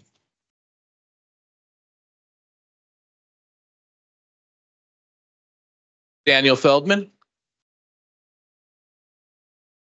Evening, City Council members. As you hopefully know by now, on October 19th, 2023, the Rent Leveling Board determined unanimously that both the East and West Tower of Portside Towers, so both 155 Washington Street and 100 Warren Street, were subject to rent control. They also made a legally binding determination that rents must be rolled back to 2016 rates, so 6 years before the first illegal rent petition in 2022, and that determination, that legal determination, has no stay, so any current litigation is irrelevant in the enforcement of this. The fact that it's been over 6 months and Portside not only hasn't reduced rents to 2016 rates, but has continued to raise rents, despite the Rent Leveling Board sending Equity a letter warning of fines and jail time, and despite us providing you with mounds and mounds of evidence indicating over 30 specific examples of rent control violations to Portside, is just sad, disappointing, and infuriating. I don't really understand why you're not doing more. You can contact the Rent Leveling Board and demand that they issue fines and jail time for any and all rent increases, as their letter indicated they would do. Tenants are being overcharged by thousands of dollars each month, putting their livelihoods at risk right now. Folks with families to take care of are struggling right now to pay rent because they're being overcharged by thousands. This is urgent. Right now, if someone wants to live at Portside Towers, they have to sign off to a statement saying, pursuant to NJSA 2A42843, we hereby notify you that the premises and the community are exempt from the provisions of any rent control ordinances instituted by Jersey City, Hoboken, or West New York, as the case may be, and said premises and community will be exempt from any future rent control, rent stabilization, or rent leveling ordinance instituted by these municipalities for a period of 30 years following the completion of construction at this community. Prospective tenants still today have to sign off on that statement if they want to live at Portside Towers. It's absolutely mind-blowing that they're able to get away with this without any consequences. As I mentioned in my speech 2 weeks ago, Equity Residential is committing consumer fraud at the expense of its tenants, your constituents. So as I mentioned last time, you can fight for us, or you can continue to sit back, do nothing. Thank you.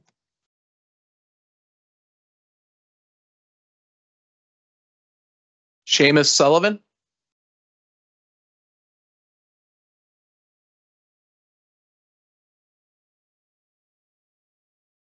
Hi, I'm Seamus Sullivan, and I am one of those ongoing violations that some of the other speakers have talked about. Our lease runs out on May 15th. Equity has not rolled back our rent in compliance with the board's October decision. They have continued to insist on an illegal increase. We've even told them we would settle for a rent freeze while the litigation is worked out, and they have not budged on this. You're going to hear many examples like this. You've been hearing many examples like this. Without enforcement, Equity's law breaking will only intensify, and so will the anger of local renters. Obviously, none of these issues are going away, so I just have to ask, what is your plan here? If the plan is to wait for Equity to price out all of the voters who are upset by this, I'm sorry, but everyone here and a lot of other people are going to do our best to ensure that plan fails. If the plan is to wait for Equity to lose in court, which I think is likely, then this council is squandering some political goodwill by allowing landlords to thumb their noses at the law in the meantime. I would humbly suggest enforcing 260 and capitalizing on the resultant goodwill while there is still time to get ahead of this issue. I also want to use my time up here to join some of the other speakers in calling for this council to again take up and pass a resolution supporting an immediate and permanent humanitarian ceasefire in Gaza. I want to thank the 3 council members who did vote yes on the last version of this resolution that came up. I want to respond to an objection that some other members voiced at the time that such a resolution would have no effect and falls outside the purview of what this council can do. Respectfully, while significant movement is needed on U.S. foreign policy here, I would argue that the only reason we are seeing the very modest beginnings of change in our foreign policy towards Gaza, and this is happening in the White House, in Congress, and in the UN, the only reason that is happening is because of ordinary Americans demanding a permanent ceasefire. ordinary people like many of the people who spoke here tonight, students, creative artists in film, theater, and television, primary voters, and yes, local elected officials right here in Hudson County. I believe that a ceasefire resolution in intensifying that pressure will help to save lives in Gaza and secure the safe return of the remaining hostages. And I urge this council to pass such a resolution with all haste. Thank you.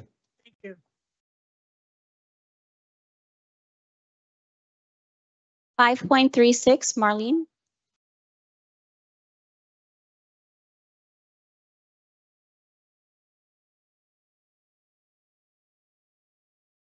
Previously, I'm a former teacher and a recovering lawyer. Now, other times I have said to you, I'm here as a teacher and I'm not going to give you a quiz. But tonight I'm giving you a quiz. Don't worry, I'm not going to call on you, but I wish that you would think to yourself, did I get the answers right? So the quiz is, what happened? What happened on February 7th, 1986? That's when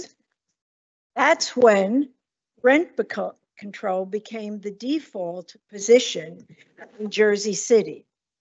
Well, next question, how you doing? June 25th, 1987 was when they passed this newly constructed multiple dwelling statute requiring owners to cease an to get an exemption, they had to file a claim. Well, July 26, 1992. This was the last day for the exemption claim to be filed on 100 Warren Street. No claim was ever filed. Similarly, December 1st, 1997 was the last day for an exemption claim to be filed on 155 Washington Street. No claim was ever filed. Well, let's get to modern history. I hope you're doing okay. October 19th, 2023, and this is a big one, so I hope you know this one. The Jersey City Rent Control Leveling Board voted unanimously 6-0 in favor of the tenants.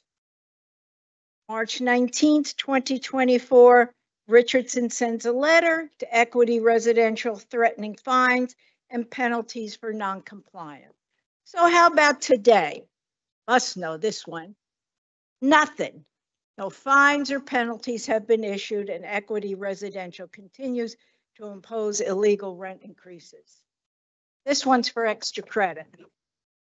What happened on November 25th, 1944? That's my birthday. So it's a big one this year. You could send cards. But the important issue here is I'm a senior citizen and I vote. And as Ed Koch said, this is your grade. Ask your constituents, like Ed Koch would say, how am I doing? Thank you.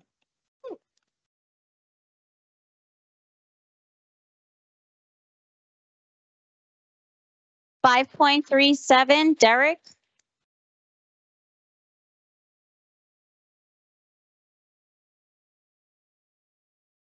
Good evening, Council. It's a shame I have to follow that. I did not bring visual aids, so bear with me.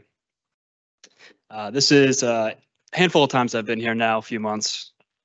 In my last appearance, I spoke about the lack of political will by our elected or appointed officials in enforcing the rent control laws, of which, by the way, there is no ambiguity. There's a clear set of criteria our landlord fails to meet in terms of rent control. This means the rent that they have been, currently, and will charge with continued inaction are illegal and causing harm to residents current and past. There are enforcement mechanisms the city can use at any moment, including right now, since there is no stay in the pending litigation, and yet here we are remaining in stalled action. All while there is a monthly scheduled crime committed on the first of each month by our landlord. So again, I'm brought back to my original questions from my earlier speeches of it all bases around why? Why can't we just enforce the laws? Why can't we enforce the determination? There are mechanisms in place for you to use to force the issue. Why not? By profession, I'm a contractor in a design build construction adjacent field. I deal very frequently with real estate developers, property managers, mostly in Manhattan. I quickly learned that one needs to modify the language used to suit the audience you're communicating with. The way I speak with developers is very different than the way I speak with, say, architects or engineers, or the way I speak with general contractors, even when discussing the very same project. What I've learned over the last 12 years is that when I'm speaking to those in the real estate development profession, I must always speak in terms of ROI, return on investment. Inherently, there's nothing wrong with this. This is their job to maximize ROI. I get it. They're doing their job. It's always their number one priority when it comes to project expenses, right?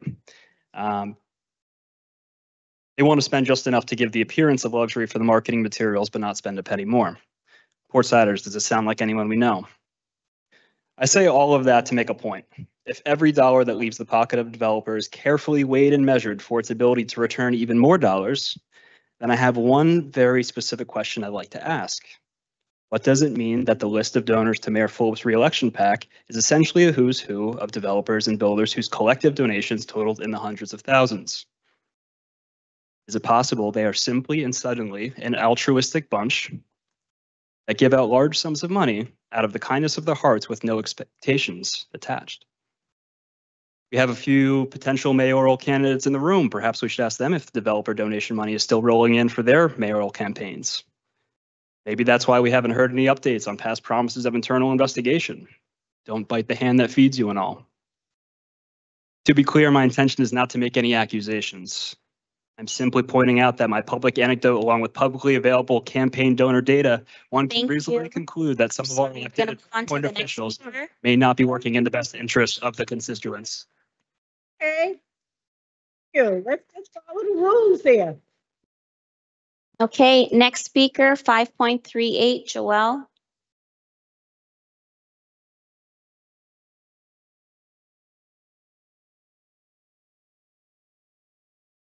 As you all should be aware, although it's not clear how much Corporation Counsel actually keeps you informed, our landlord filed suit in federal court to prevent Jersey City from enforcing its rent control ordinances.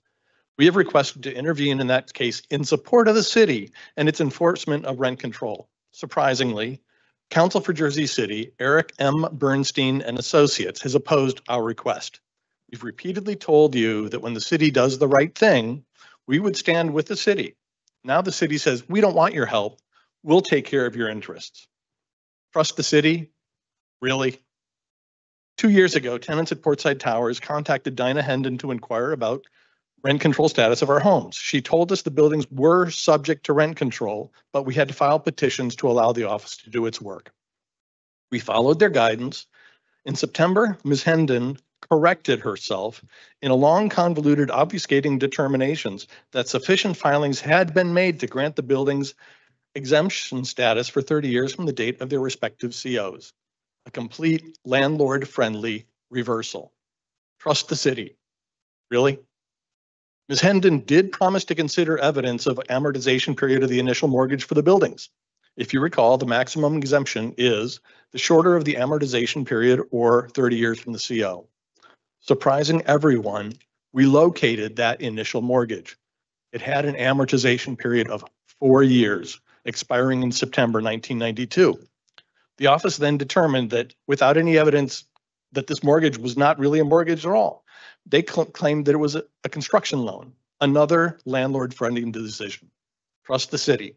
Really? We appealed these determinations to the Rent Leveling Board. As said before, it unanimously held 6-0 that both buildings were never exempt and ordered the Bureau to recalculate the legal rents of our homes.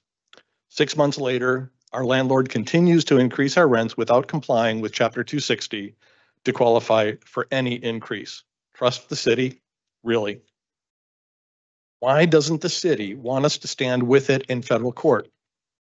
Why does the administration and Mr. Bernstein, who has donated at least $20,000 to Stephen Phillips' PAC, want to silence the victims of the non-enforcement of rent control in a critical federal court case? It's a terrible look, given our repeated statements that we would support the city when it enforces its ordinances. It's a terrible look, given President Lauderman's assurances that you truly care about us. You know that we can be a powerful and organized ally of the city's efforts to enforce its rent control ordinances against arrogant corporate mega landlords. You are all responsible for the optics of this situation.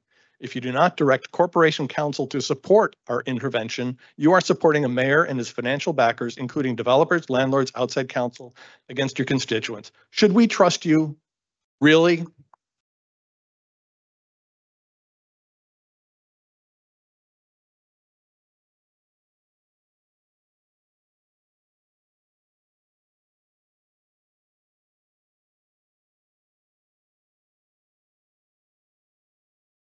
Uh, 5.39, Suzanne.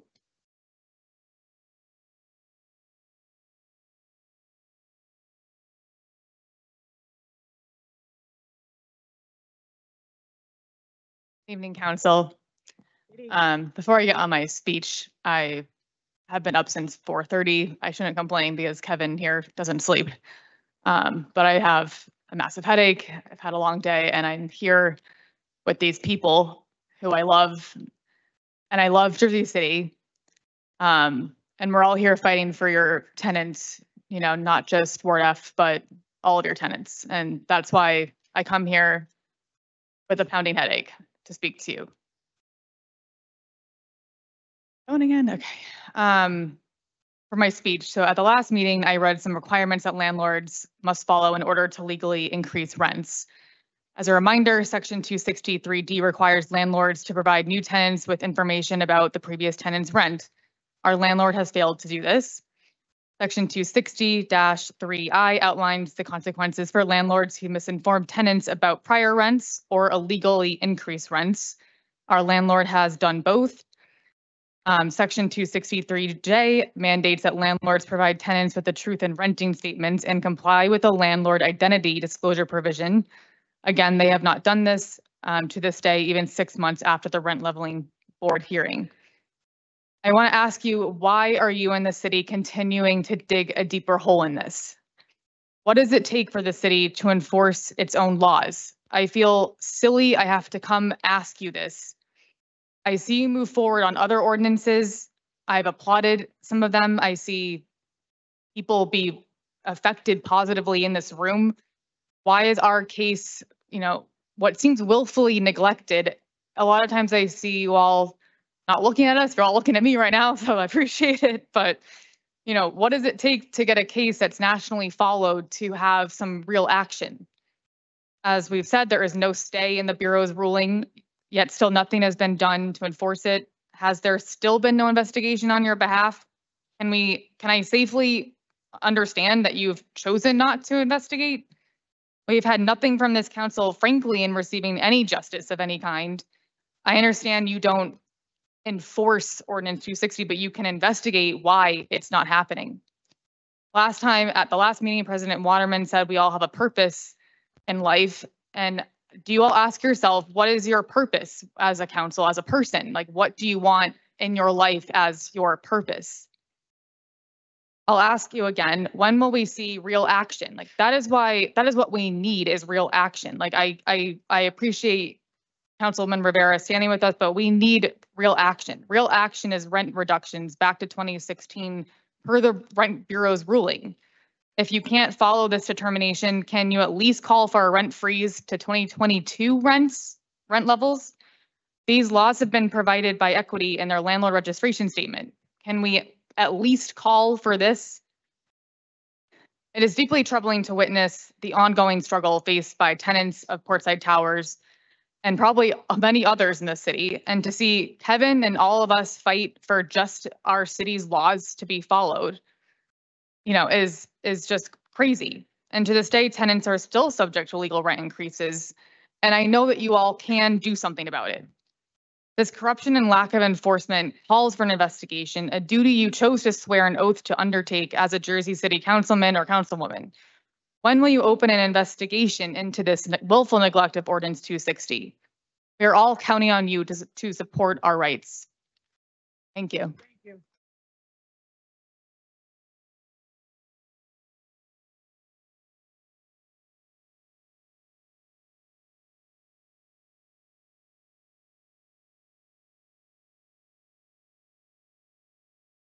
It's not me. I don't know what is going on. 5.40, Tasha.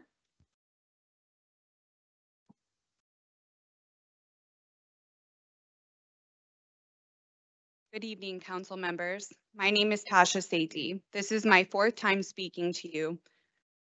While I am sure you are very aware at this point, our landlord, Equity Residential, has never met the criteria in Jersey City's ordinance for any approved rent increases. Yet, tenant after tenant at Portside Tower has had to endure rent negotiations and illegal rent increases with Equity Residential, despite the fact that it has been ruled that we live in a rent-controlled building. Further, mind you, this is during a time when many Americans are struggling with everyday costs. It costs the average American household today an extra $1,000 on basic necessities. This is compared to 3 years ago, according to Moody Analytics. If we spoke to everyone in this room right now, I can almost guarantee that everyone would agree that the high cost of living and inflation is something that has greatly impacted all of our lives. And this is something that we cannot help but think about daily. It is no secret that the economy is a top voting issue for many Americans as we make our way into this fourth month of the election year. This topic no doubt includes access to affordable housing, and with affordable housing, this also leads us into this discussion of rent control.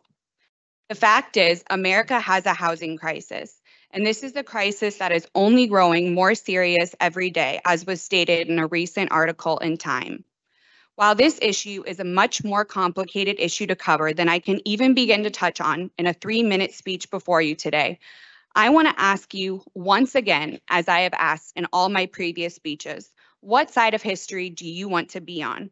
When you look back on your political career, serving the people of Jersey City as a city council member, do you want to remember that you helped big corporations who utilize illegal price fixing and illegal rent increases, or do you want to help citizens who are just trying to hold down a home for their families?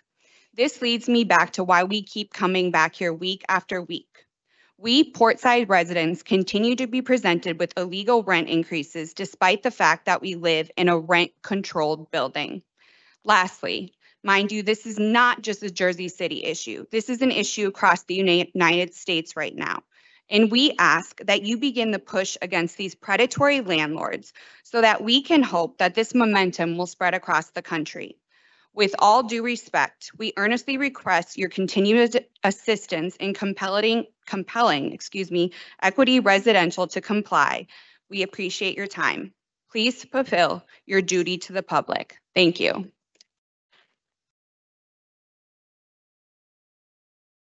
Drew?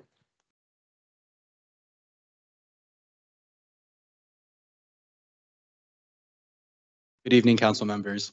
My name is Drew Kochanowski, and I'm here for my 6th time to urge you to help us in our fight to enforce Ordinance 260. What I can't comprehend is your inability to do anything. Do you not work for the city? Do you not work under Mayor Phillip? Is it not your job to enforce the laws when the laws say that our landlord is purposefully ignoring them to squeeze every penny out of your constituents? I was at the State of the City address with a few of my neighbors here, and we were baffled by how we were treated when our First Amendment rights were taken from us in this very chamber and yet again online during the live stream.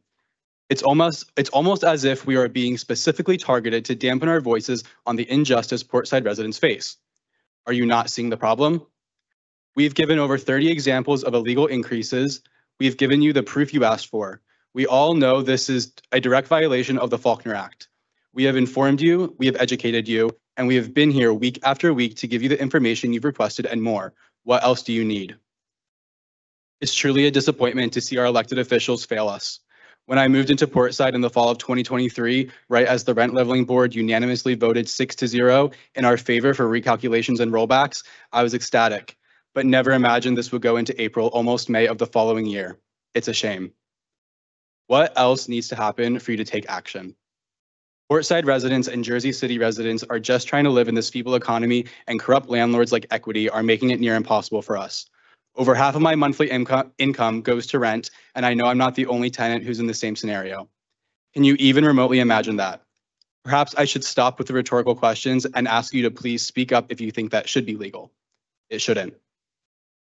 We can draw a recent parallel to the housing market in the United States during the early to mid 20th century, particularly in urban areas. Before the implementation of comprehensive rent control measures, there were instances of exploitative practices by landlords. This led to situations where tenants faced exorbitant rent increases and unstable housing conditions, similar to the challenges faced today in areas with limited or no rent control. The lack of regulation during this period mirrored some of the issues seen in contemporary debates about housing affordability and tenant protections. But what's wild about this is Jersey City does have regulation. Ordinance 260 does exist. So do you and other government bodies in the city want to see issues arise regarding the regulations that are so clearly not being followed? Do you not want to intervene to consider the welfare of the city? If raising rents on rent control buildings is indiscriminately illegal but won't be deemed as so, it will lead to housing instability, not just at Portside Towers, but across Jersey City. Know that this enforcement falls in your hands. Thank you.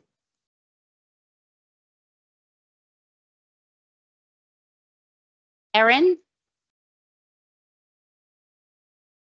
Erin's not here? Okay.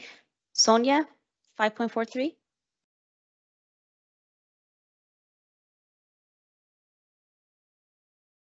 Council members, today I stand before you the 22nd time, 22 times of looking into mostly blank faces, typing on your laptops or maybe even online shopping, yawning, half asleep people in front of me. I might be naive, but it still shocks me that you seem to find it okay that deeply troubled residents stand here before you week after week and pour their hearts out, and all you have to give us is ignorance. Not all of you, I'm not addressing you, Frank. I really thank you for hearing us, honestly hearing us. So what does a person do who is being ignored, who is denied help, who is even threatened and denied constitutional rights? What do? They seek help elsewhere, but only if they have the resources to do so. I volunteer here in my chosen home as a crisis counselor, and I know that seeking help is one of the hardest things to do. This group, though, that you see here week after week includes some of the strongest people I've met in my life. That is why everything we do for over 500 other families at Portside, for 72% of renters in Jersey City, and possibly for all renters in New Jersey and even the United States. We have resources and we use them. What still troubles me, though, is the fact that with your ignorance, you've let this problem become much bigger than just a fight for legal rents and the execution of city ordinances. We are now sadly also talking about upholding the core values of democracy and safeguarding our constitutional rights. The incidents at the State of the City address, from the intimidation by police and security personnel to the censorship of dissenting voices on the live stream, represent blatant violations of constitutional rights. Can't you see that your problems become bigger and bigger each week? I once again implore each of you to reflect on your responsibilities as elected officials entrusted with the welfare of our city.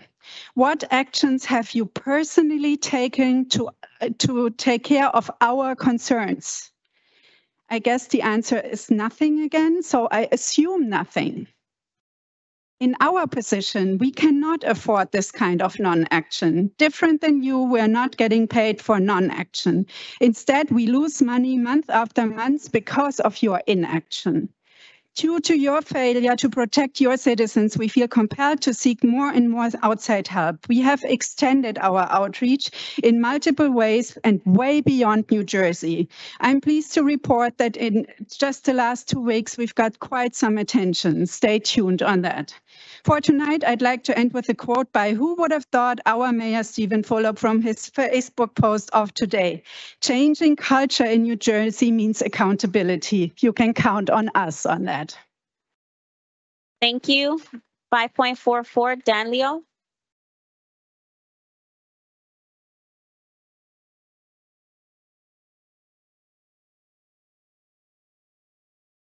Good evening. Our First Amendment rights were taken away at the State of City address. Jersey City Police and private security harassed us. We spoke about it. We also wrote emails to some of you right after the incident, including you, President Waterman. What has happened since? Did you feel the need to support your constituency in this matter? Did you feel the urge to do something against such an outrageous violation of our freedom? Did you investigate who ordered the sign ban? Based on your ignorance of our course in the past, I guess not. But I'm happy to be surprised right now. Yes, your hands are still tied, as you, President Waterman, told us almost exactly 1 year ago. Looking at the connection of your supervisor, this is no surprise. Here are some examples in addition to what we heard earlier. According to Matt Friedman, in a tweet on April 16, Mayor Fulop's super PAC raised 1.2 million in Q1 alone and has 8.4 million on hand. Many real estate developers on the donor list as usual. End quote. According to NJ.com, Mayor Fulop in 21 bought his new house with 5 bedrooms, spectacular NYC views, rooftop pool, movie theater, and a four-car garage from Dixon Advisory, the real estate arm of an Australian company that contributed $200,000 to Fulop Super PAC. The same company that oversaw a $500,000 renovation of the mayor's previous home. Fulop even maintains a blacklist of journalists who don't get any information. Even city contractors are afraid to ask for permission before talking to the press. According to NJ Monitor from 22, a contractor winning nearly 1 million in taxpayer funds for a highly touted city effort. And before a company official would talk to a reporter about it, he wanted to know if the reporter is friendly. And the city's response was, no, ignore them. President Waterman, looks like your hands indeed are tied. But you could lose the law, our help, or the help of outside counsel to break free and finally be able to do your jobs. The jobs you got elected for by the people, not by the mayor. And maybe even look in the mirror in the morning and be proud of what you do. I know the first step is hard, but after that it will be a big relief for all of you, I promise you. And I can tell you from personal experience, fighting for and winning freedom feels so good. Thank you. Thank you. 5.45, Shannon.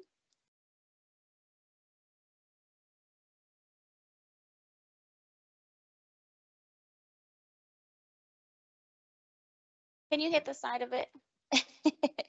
Thank you. Shannon, go ahead. Good evening. 2 weeks ago, I gave a speech with a great amount of minute detail about the March 19th Chiron Richardson letter.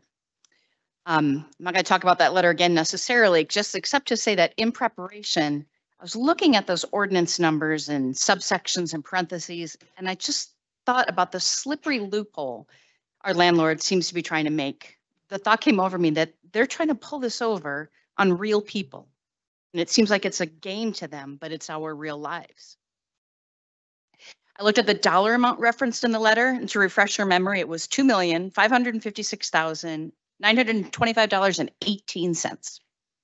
And what I pictured was the little ceramic dish next to my bed where I keep my loose change, and I wondered, is there 18 cents in there? This led to my picturing Sonia and Danila's home. They have these welcoming little nooks all over the place where you can have a nice conversation or read a book. Michelle and Joel's house, that's really inviting. They have all these smart books around, 2 cute little dogs. Kevin and Jesse's home that they've utterly transformed into something really special where we all spend a lot of time together. And Erin's house, where she has such aesthetically weird, pleasing things around and has made this brave single life like I have. We both got out of difficult marriages and we're working on peace and healing. And I will tell you that living at Portside helps. So I'm telling you all this just to let you know that these homes really mean something to us. They're not assets, profit units. When we get a chance to all get together, inevitably there's this moment where somebody, usually me, will look out one of the windows and say some version of, wow, we feel connected to Jersey City. We're connected how hard we've had to work to stay here. There's been talk that we're just a bunch of rich people complaining about our rent. But if that's the issue, please let's look no further than equity. How much richer does a corporation need to be with their net worth? And here I am considering my 18 cents that I can maybe put toward my illegally bloated rent for my home. I'm not breaking any laws by living here at Portside. I'm not doing anything wrong. Equity, they are doing a lot of things wrong, including willfully and blatantly ignoring your laws. There's so much evidence of wrongdoing, and we've eagerly provided it. In addition to the facts and figures, I could also provide the many more letters and instances that we could give you. I've also got about 520 other Portside stories, real stories about real people. Please investigate equity and help to enforce 260 so we can stay home.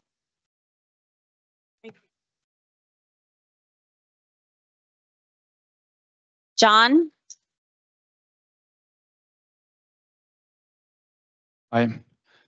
Since we've been coming to these events for so long, it's easy to fall into the feeling that it's just a thing we do now, simply a routine, like something that's just a regular fixture in a calendar, like a group of mates meeting up at a pub quiz or a book club once a week. Less enjoyable, obviously. Sorry, I can't make it. Wednesdays when we go to City Hall and talk for a bit and get stared at. That's not to say that I never lose sight of the reasons why we come here, of course. I ever lose sight, excuse me. Every now and then it really hits home just how utterly ridiculous it is that we're having to do this at all. It's so simple. The city has laws and ordinances in place to protect its residents from mistreatment by landlords. Landlords are breaking these laws, and that's it. The laws are in place, enforce them. We shouldn't have to come here cap in hand, asking the city's administration to do its job. Instead, the city not only stands by and allows the laws to be broken, it actively, as we've heard, like stymies our efforts in court. It seems to help the bad actors as much as it can. It's just ridiculous it's come to this, and we have to come here time and again and spell out that it's wrong like you don't know. Everyone in this room and beyond knows it. Just come here every time just pointing out the obvious. Can you not appreciate how upsetting and stressful it is to have to work this hard just to have the city enforce its own laws? At the same time, knowing the city does not have our backs. I lose so much sleep all the time now, and not because I have young kids or anything, it's because this is constantly on my mind. One or two of you said that you do care about us and you'd hate to be in this situation. Well, thanks. But will any of you be prepared to publicly call on the mayor and the city to do the right thing? The State of the City address was on March 21st. When the mayor addressed his echo chamber that evening, one of the first things he said was how invested he is in the welfare of the residents and affordable living. That would normally be a comfort, but given what we're experiencing, it's just galling. President Waterman's left the room. I was going to ask her, because a few months ago, she promised my friend Danilo that she would investigate the city's conduct in this matter. I was going to ask if the investigation has started. I can only assume not, given our response previously. But anyway, thanks. Mel?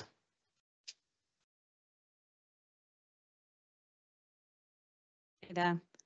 I've been here umpteen times. I don't know how many, but it has been 7 weeks since I was last able to make it. That was when I threw my speech out the window in a little bit of a huff, but got some interaction from the council, got some requests for data, which we fulfilled. 2 weeks later, we turned up with an awful lot of information, documentation, everything you requested for an investigation.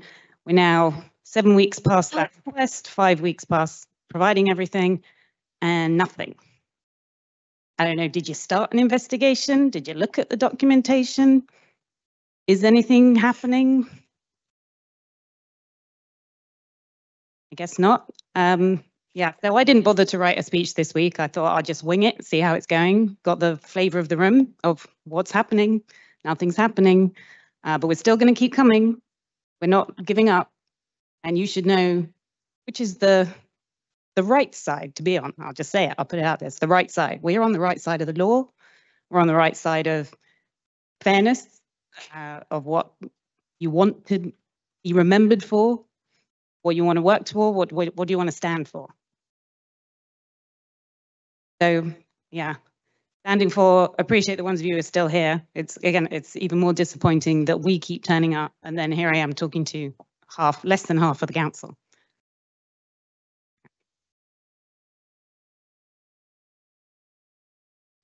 don't know what that is. But okay, I will leave it there. Like I say, you've heard it before. We just want to know what's going on. Please give us some update.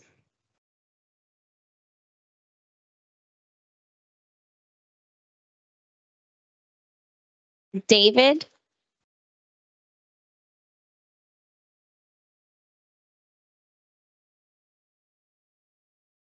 Evening. My name is David Wilson. I've been a Jersey City resident since 2005. This is the first time anyone has ever told me I didn't speak loudly enough, seriously. So I've been a Jersey City resident since 2005. This is my second time speaking here. I've been a tenant at Portside Towers from 2005 to 2007, and again from 2021 until now. My lease was up on April 15th, and I received a lease from Equity Residential with an illegal rent increase and also an addendum stating that the building wasn't subject to rent control, which I know to be false. And they wouldn't budge, and I ran out of time. I'm a live animal. You know, I need food and sleep and shelter from the elements. And Equity Residential is a real estate investment trust, and it doesn't need any of those things. So who has the leverage here? I ended up signing a lease that I knew to be illegal because I didn't have a choice. You have a choice. You can pressure the Rent Leveling Bureau to enforce the law, to do what they promised they would do in the letter that they sent in March. The last time I was here, I gave you evidence that Equity Residential was continuing to violate the rent control laws. Dozens of my fellow tenants did the same thing. The Bureau has done nothing since then. So I ask you, the only thing that a real estate investment trust is going to understand is consequences. And so far, there have been no consequences for them. Why would they follow the law? Right? It would be malfeasance practically for them to follow the law, given that there are no consequences to them for breaking it. So please give them the only thing that they understand, which is consequences. Thank you.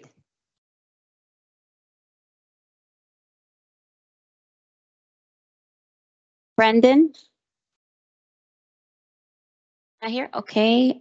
Jessica?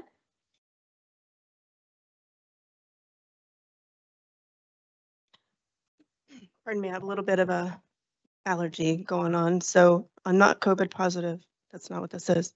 But good evening, City Council. I was going to say President Waterman, but she's not here. So I stand here tonight not as a single tenant petitioner, but as a voice for our collective concerns of the tenants of Portside Towers. We have diligently followed every rule, attended every meeting, provided all of the evidence requested of us, yet we continue to witness the city's inaction in this matter. Despite Director Richardson's warning of fines for noncompliance on March 19th, Equity has not been penalized. We've provided proofs of malicious behavior and illegal rent increases by our landlord, Equity Residential, on March 20th, as requested by this council, yet no action has been taken. The April 10th deadline for Equity to submit 2016 leases passed without consequence. We have extended our hands in cooperation and appealed to your sense of justice over this last year and a half, but our pleas have not yet yielded meaningful results. October felt like a meaningful result, but without enforcement, it just isn't. It's essentially a piece of paper.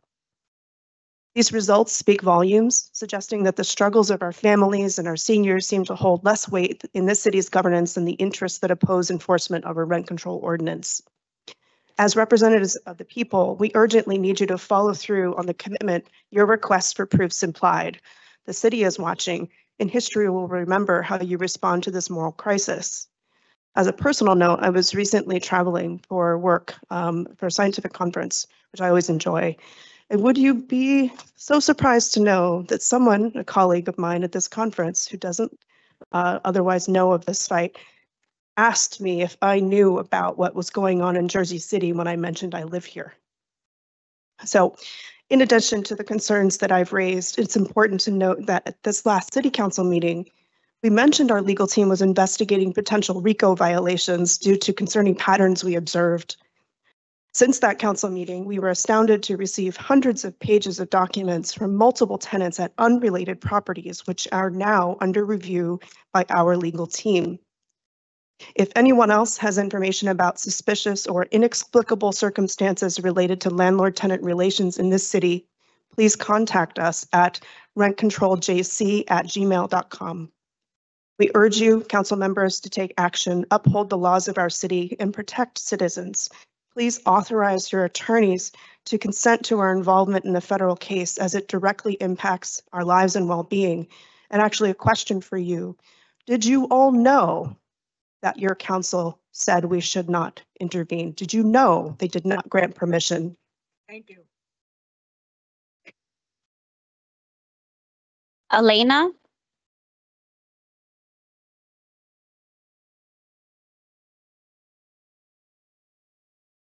Hi, good evening, City Council.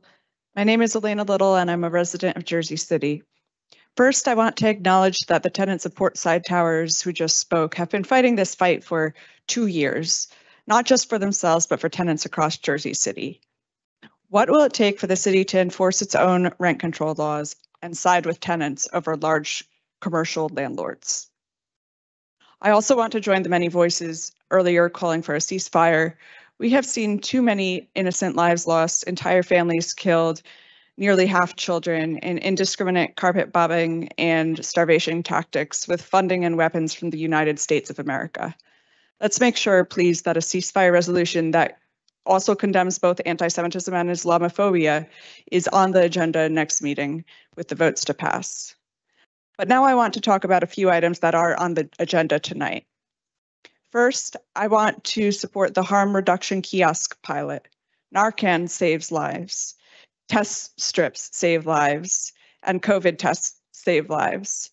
To make these things free and readily available to the public is a great public service and a great thing for public health, and I hope that the pilot is a success and that we can expand these throughout the city. Please pass this resolution.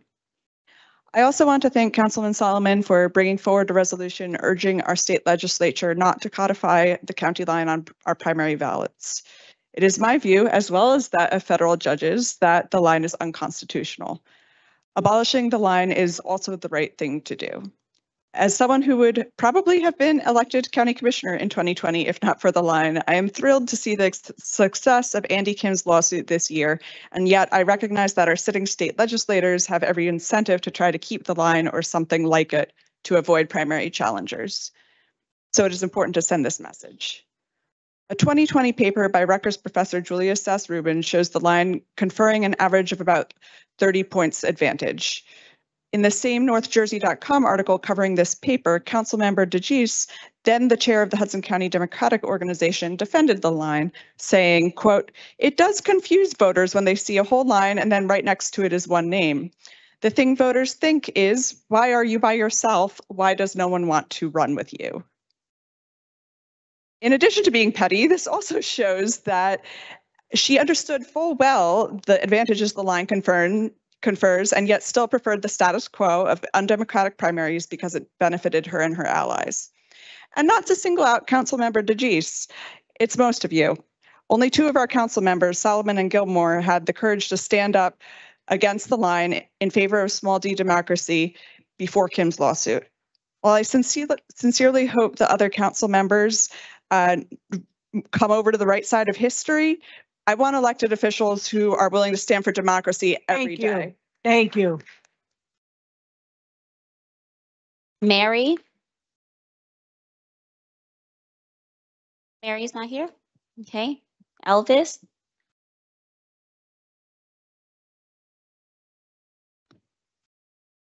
Jenny? Good evening.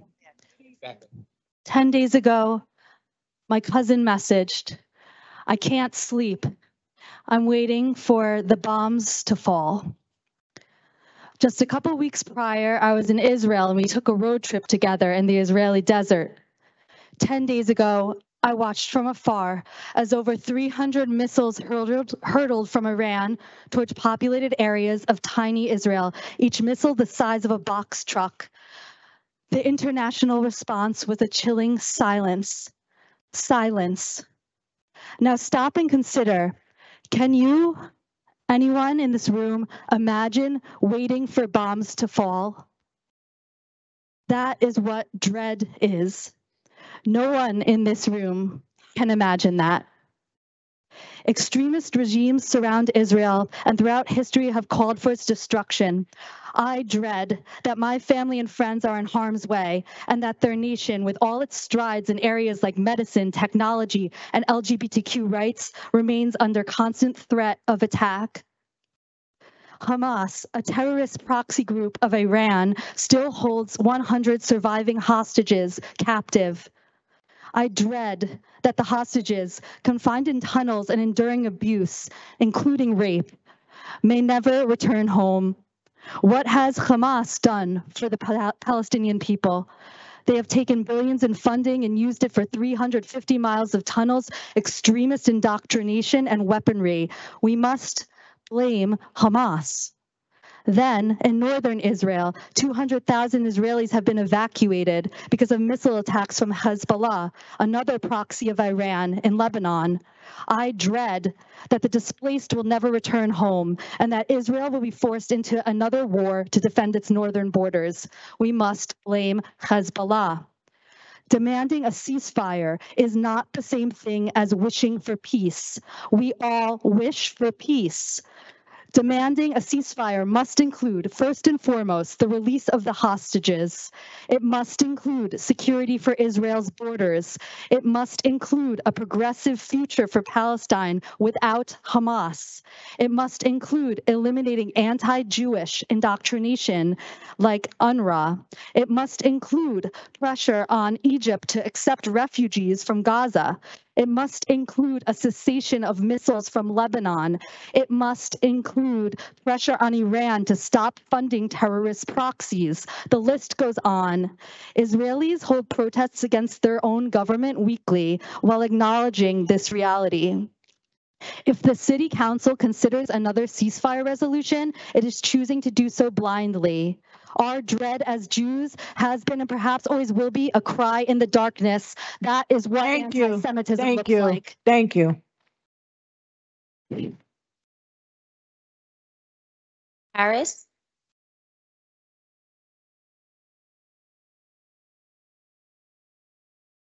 Hello, everyone. Good evening. My name is Harris Mazer, and I will express my support for Ordinance 24304, which entails initiating a pilot program that aims to dispense harm reduction products via a kiosk. Such a pilot program will consist of utilizing a single kiosk for a limited time to determine the viability, efficiency, best implementation strategies, and estimate the cost of a wider program dispensing harm reduction products. Harm reduction vending machines are similar to drink or snack vending machines, but are stocked with supplies like naloxone, steroid injection equipment, condoms, fentanyl testing strips, first aid kits, and pregnancy tests. They do not support or enable drug use, but instead aim to empathetically meet people where they are in their course of drug use and help empower them to take steps that minimize the potential hazards associated with its use. Research shows that access to syringes can reduce opioid overdoses, deaths, and lower the transmission of viral hepatitis, HIV, and other bloodborne infections. There is no evidence that across to these supplies increase drug use or risky behavior. Initiation of this pilot program will also rescue our beloved drug addicts from the embarrassment of obtaining such items from established businesses that may look down upon them. With all the information incorporated herein, I support this pilot program to take effect immediately to further expand into a permanent and wider project that dispenses harm reduction products. Thank you. Thank you.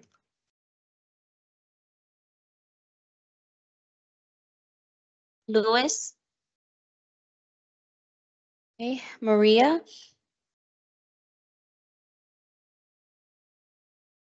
Hello. So after we've heard so many ceasefire requests, I want to give you some numbers. I love numbers, so I just want to remind you of some things and a little bit different. So if you know, there are only 15 million Jews in the world now. It's less than it was in 1939 before the Holocaust. This is how genocide really looks like. Israel is of the size of New Jersey. Its population is about 33 times less than the United States. And we know that on October 7th, it started with a massacre of the Jewish people. But Israel is accused of disproportionate military response. Now I want you to try something. Just imagine that one day you wake up and you hear that more than 100,000 rockets were fired at your country, that more than 35,000 Americans were killed in just one day, more than 7,000 taken hostages. Imagine this. This is what happened in Israel if you take this population proportionate to the US. And now try to think what the US would do and who would accuse the US of disproportionate response. So you hear a lot of misinformation here, but we need to remember that hostages, they're still there. They're still in the tunnels. There are more than 135 people, most of them probably not alive already. But think about if it was America, that would be about 3,000. What would you do if there were 3,000 Americans in tunnels, including like 35 babies of 1 year old? So just take this into proportion. And this week is a Passover. This is our holiday of freedom, of Jewish people celebrating their freedom and their way to the land of Israel. So, and what we got is all the wave of hateful protest on the campuses, which try to hide their anti-Semitism under different disguises, but they protest and they attacked any Jew that happened to stand there and be just visibly identifiable as a Jew. He is attacked. They don't ask, are you for Israel? Are you against or for the whatever bombing is happening? They don't ask. Just by that appearance, a person is threatened, a person is feeling not safe. They need to take this all into account when they think about the ceasefire and take our feelings and what happens to our community here these days. Thank you. Thank you. David.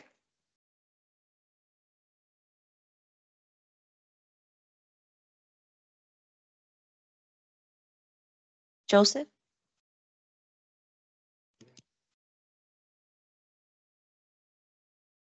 Okay, we are done with our speakers. We'll move on to our petitions and communications.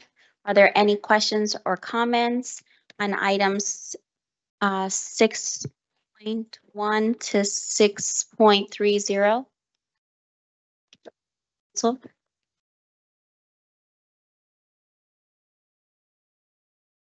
no? Okay, move on. Officers' communication 7.1 to 7.3. Are there any questions or comments? None. And for the reports of directors, there are none. Okay, so we'll move on to our claims and addendum number 1 and 2. Your vote for claims and addendum 1 and 2. Councilperson Ridley. Aye. Councilperson Prinzeri. Aye. Councilperson Baggiano. Councilperson Solomon. Oh, Yes, sorry, Saleh. Saleh first. Councilperson Saleh. Oh, thank you. Aye. Sorry. Councilperson Solomon. Aye. Councilperson Gilmore. Aye. Councilperson Rivera. Aye. Council President Waterman. I have to abstain from 10.2 and aye on all the rest. On claim. For the claims and Oh. addendum. Solutions, I'm sorry. Aye. Okay, for claims and addendum 1 and 2 are approved 9-0.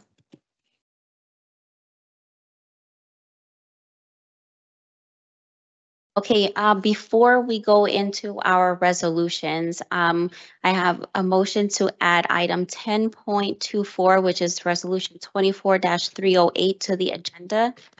Motions made by Councilperson Rivera. Second, Vice Councilperson Saleh. Does the council need clarification on adding this late item? No. No, we're okay? All right, so I'm going to read the title and the complete resolution onto the record. Okay, this is item 10.24, resolution 24-308. The title is a resolution authorizing the waiver of the 20-day waiting period pursuant to NJSA 4069A-181B for ordinance 24-023, creating chapter 276, lithium ion batteries of the municipal code. Whereas on April 10, 2024, the Municipal Council introduced Ordinance 24-023 entitled An Ordinance Creating Chapter 276, Lithium-Ion Batteries, prohibiting the sale of second-use lithium-ion batteries, creating a lithium-ion battery business registry and charging regulations for lithium-ion batteries, and supplementing Chapter 160 fees and charges, establishing a fee for the inspection of sellers of lithium-ion batteries and powered mobility device businesses. And whereas Ordinance 24-2024 was adopted unanimously by Municipal Council on April 24, 2024, and whereas NJSA 40:69A-181B mandates that there will be 20-day waiting period after an ordinance is adopted and prior to it taking effect unless the municipal council by resolution declares an emergency waiving the 20-day period. And whereas it is necessary that ordinance 24-023 take effect immediately so that to address the fire hazards presented by the sale of second-use lithium-ion batteries. And whereas it is therefore necessary for the municipal council to adopt a resolution by a 2/3 majority invoking NJSA 40:69A-181B in order for ordinance 24-023 to take effect immediately. Now therefore be it ordained by the municipal council of the city of Jersey City that an emergency is hereby declared for that reason set forth herein, and pursuant to NJSA 40:69A-181B, the 20-day waiting period prior to the effective date of ordinance 24-023 is hereby waived so that this ordinance is effective immediately. Okay. Motion to add item 10.24, resolution 24-308 to the agenda was made by Rivera, seconded by Saleh. Councilperson Ridley. Aye. Councilperson Prinzeri. Aye. Councilperson Baggiano. Councilperson Saleh. Aye. Councilperson Solomon. Aye. Councilperson Gilmore. Aye. Councilperson DeGise. Aye. Councilperson, oh, DeGise is not here. She is gone for this one, so that's okay. Councilperson Rivera. Aye. And Council President Waterman. Council President Waterman? Aye, okay, sorry, I didn't hear you. Okay, so this resolution, item 10.24, resolution 24-308 is approved to be added to the agenda 8-0 with Councilperson DeGise absent. Now to move on to our resolutions. Okay, we have items 10.1 to 10. Real quick. I think to be, Yeah, thank you, Councilman. Before we begin, we just want to withdraw 10.8. That's resolution 24-292. That's a duplication of the county line resolution. Okay, thank you.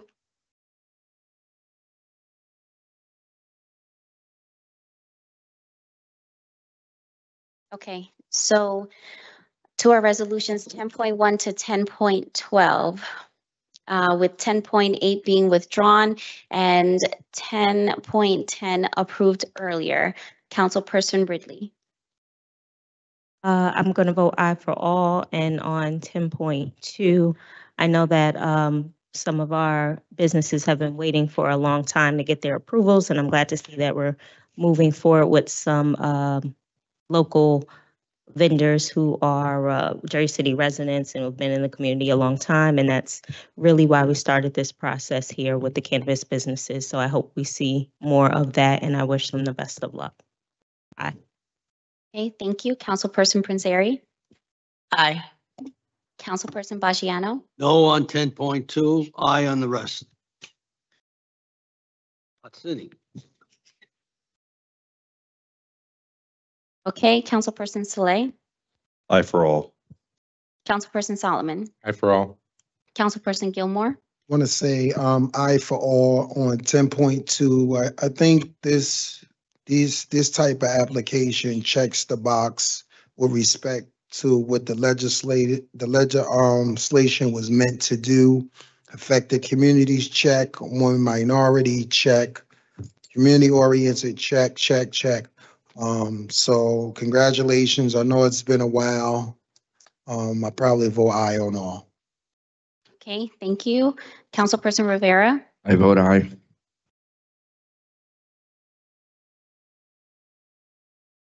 Council President Waterman. Staying on 10.2 and aye on all the rest.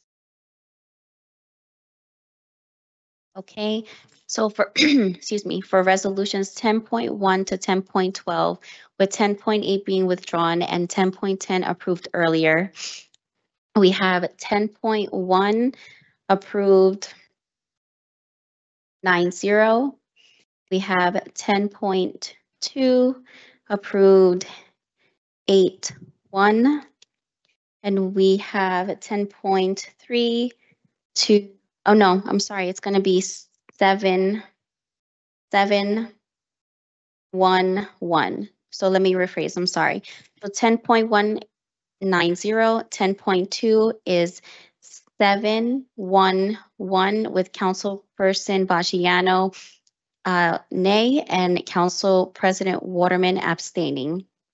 Then we have 10.3 to 10.8, no, 10.9, 10.3 to 10.9, 9-0. 10.10 was approved earlier, and we have 10.11 and 10.12, 9-0. Sorry if that was a little confusing, but we got it. 10-4. That's it. Yeah. Okay, so we will vote now on resolutions 10.13 to 10.23. Councilperson Ridley. Aye. Councilperson Prinzary. Aye for all. Councilperson Baggiano. Aye. Councilperson Saleh. Aye for all. Councilperson Solomon. Just clarifying, how far are we going? 10.13 to 10.23. 10-23. Okay. I'm going to vote no on 18 and 19. And I think aye for all the rest. Just have some concerns regarding recent news reports, and so want to get more information before approving those. So voting no on 18 and 19 for now, and aye on the rest. Okay, thank you. Councilperson Gilmore.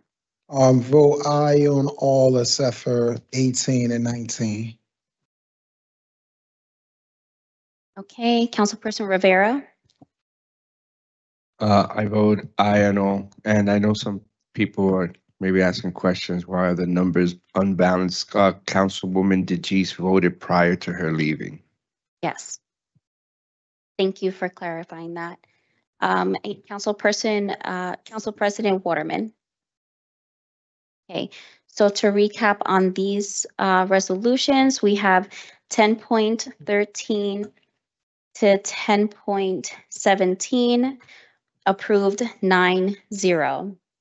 We have 10.18 and 10.19 approved 10.7.2. Okay, and then we have 10.20 to 10.23 approved 9-0. And for our last resolution, we have 10.24. Councilperson DeGise is absent for this one. That's why I separated it. So Councilperson Ridley, how do you vote? Aye. Thank you. Councilperson Prinzeri. Aye. Councilperson Baggiano. Councilperson Saleh. Aye. Councilperson Solomon. Aye. Councilperson Gilmore. Aye. Councilperson Rivera. Aye. Council President Waterman. Okay, resolution 10.24 is approved 8-0 with Councilperson DeGise absent. John, just a quick question before we conclude. This with regards to the allegations of protesting. The residents have a right to assemble and a right to protest, even if it's a venue that's going, something that's going on, such as the State of the Union, correct? I'd rather discuss that outside of a public meeting. I'm more than happy to answer your questions in your office right now if you want. No, I would like to, because it's a public issue, so I would like to discuss it in the public. I mean, I'm just of the opinion, everything that I've read, that individuals have a right to protest and a right to assemble. But I mean, if you don't want to answer, you don't have to answer. I just was trying to get. I don't know if anyone is planning litigation on this, so I am not going to comment on the record publicly about anything here. All right. Motion to adjourn. A motion to adjourn made by Councilman Saleh, second by Councilperson Rivera. Okay, on a motion to adjourn at 9:05 p.m., Councilperson Ridley, Councilperson Prinzeri, Councilperson Baggiano, Councilperson Saleh, Aye. Councilperson Solomon, Councilperson Gilmore, Councilperson Rivera, Council President Waterman. Aye. Okay, we are okay to get out of here at 9:05 p.m. Thank you, everyone, and get home safe. Teamwork makes the dream work. You Great stole it, job. Councilman. Teamwork makes the dream work. So my boss is very happy that I say that after.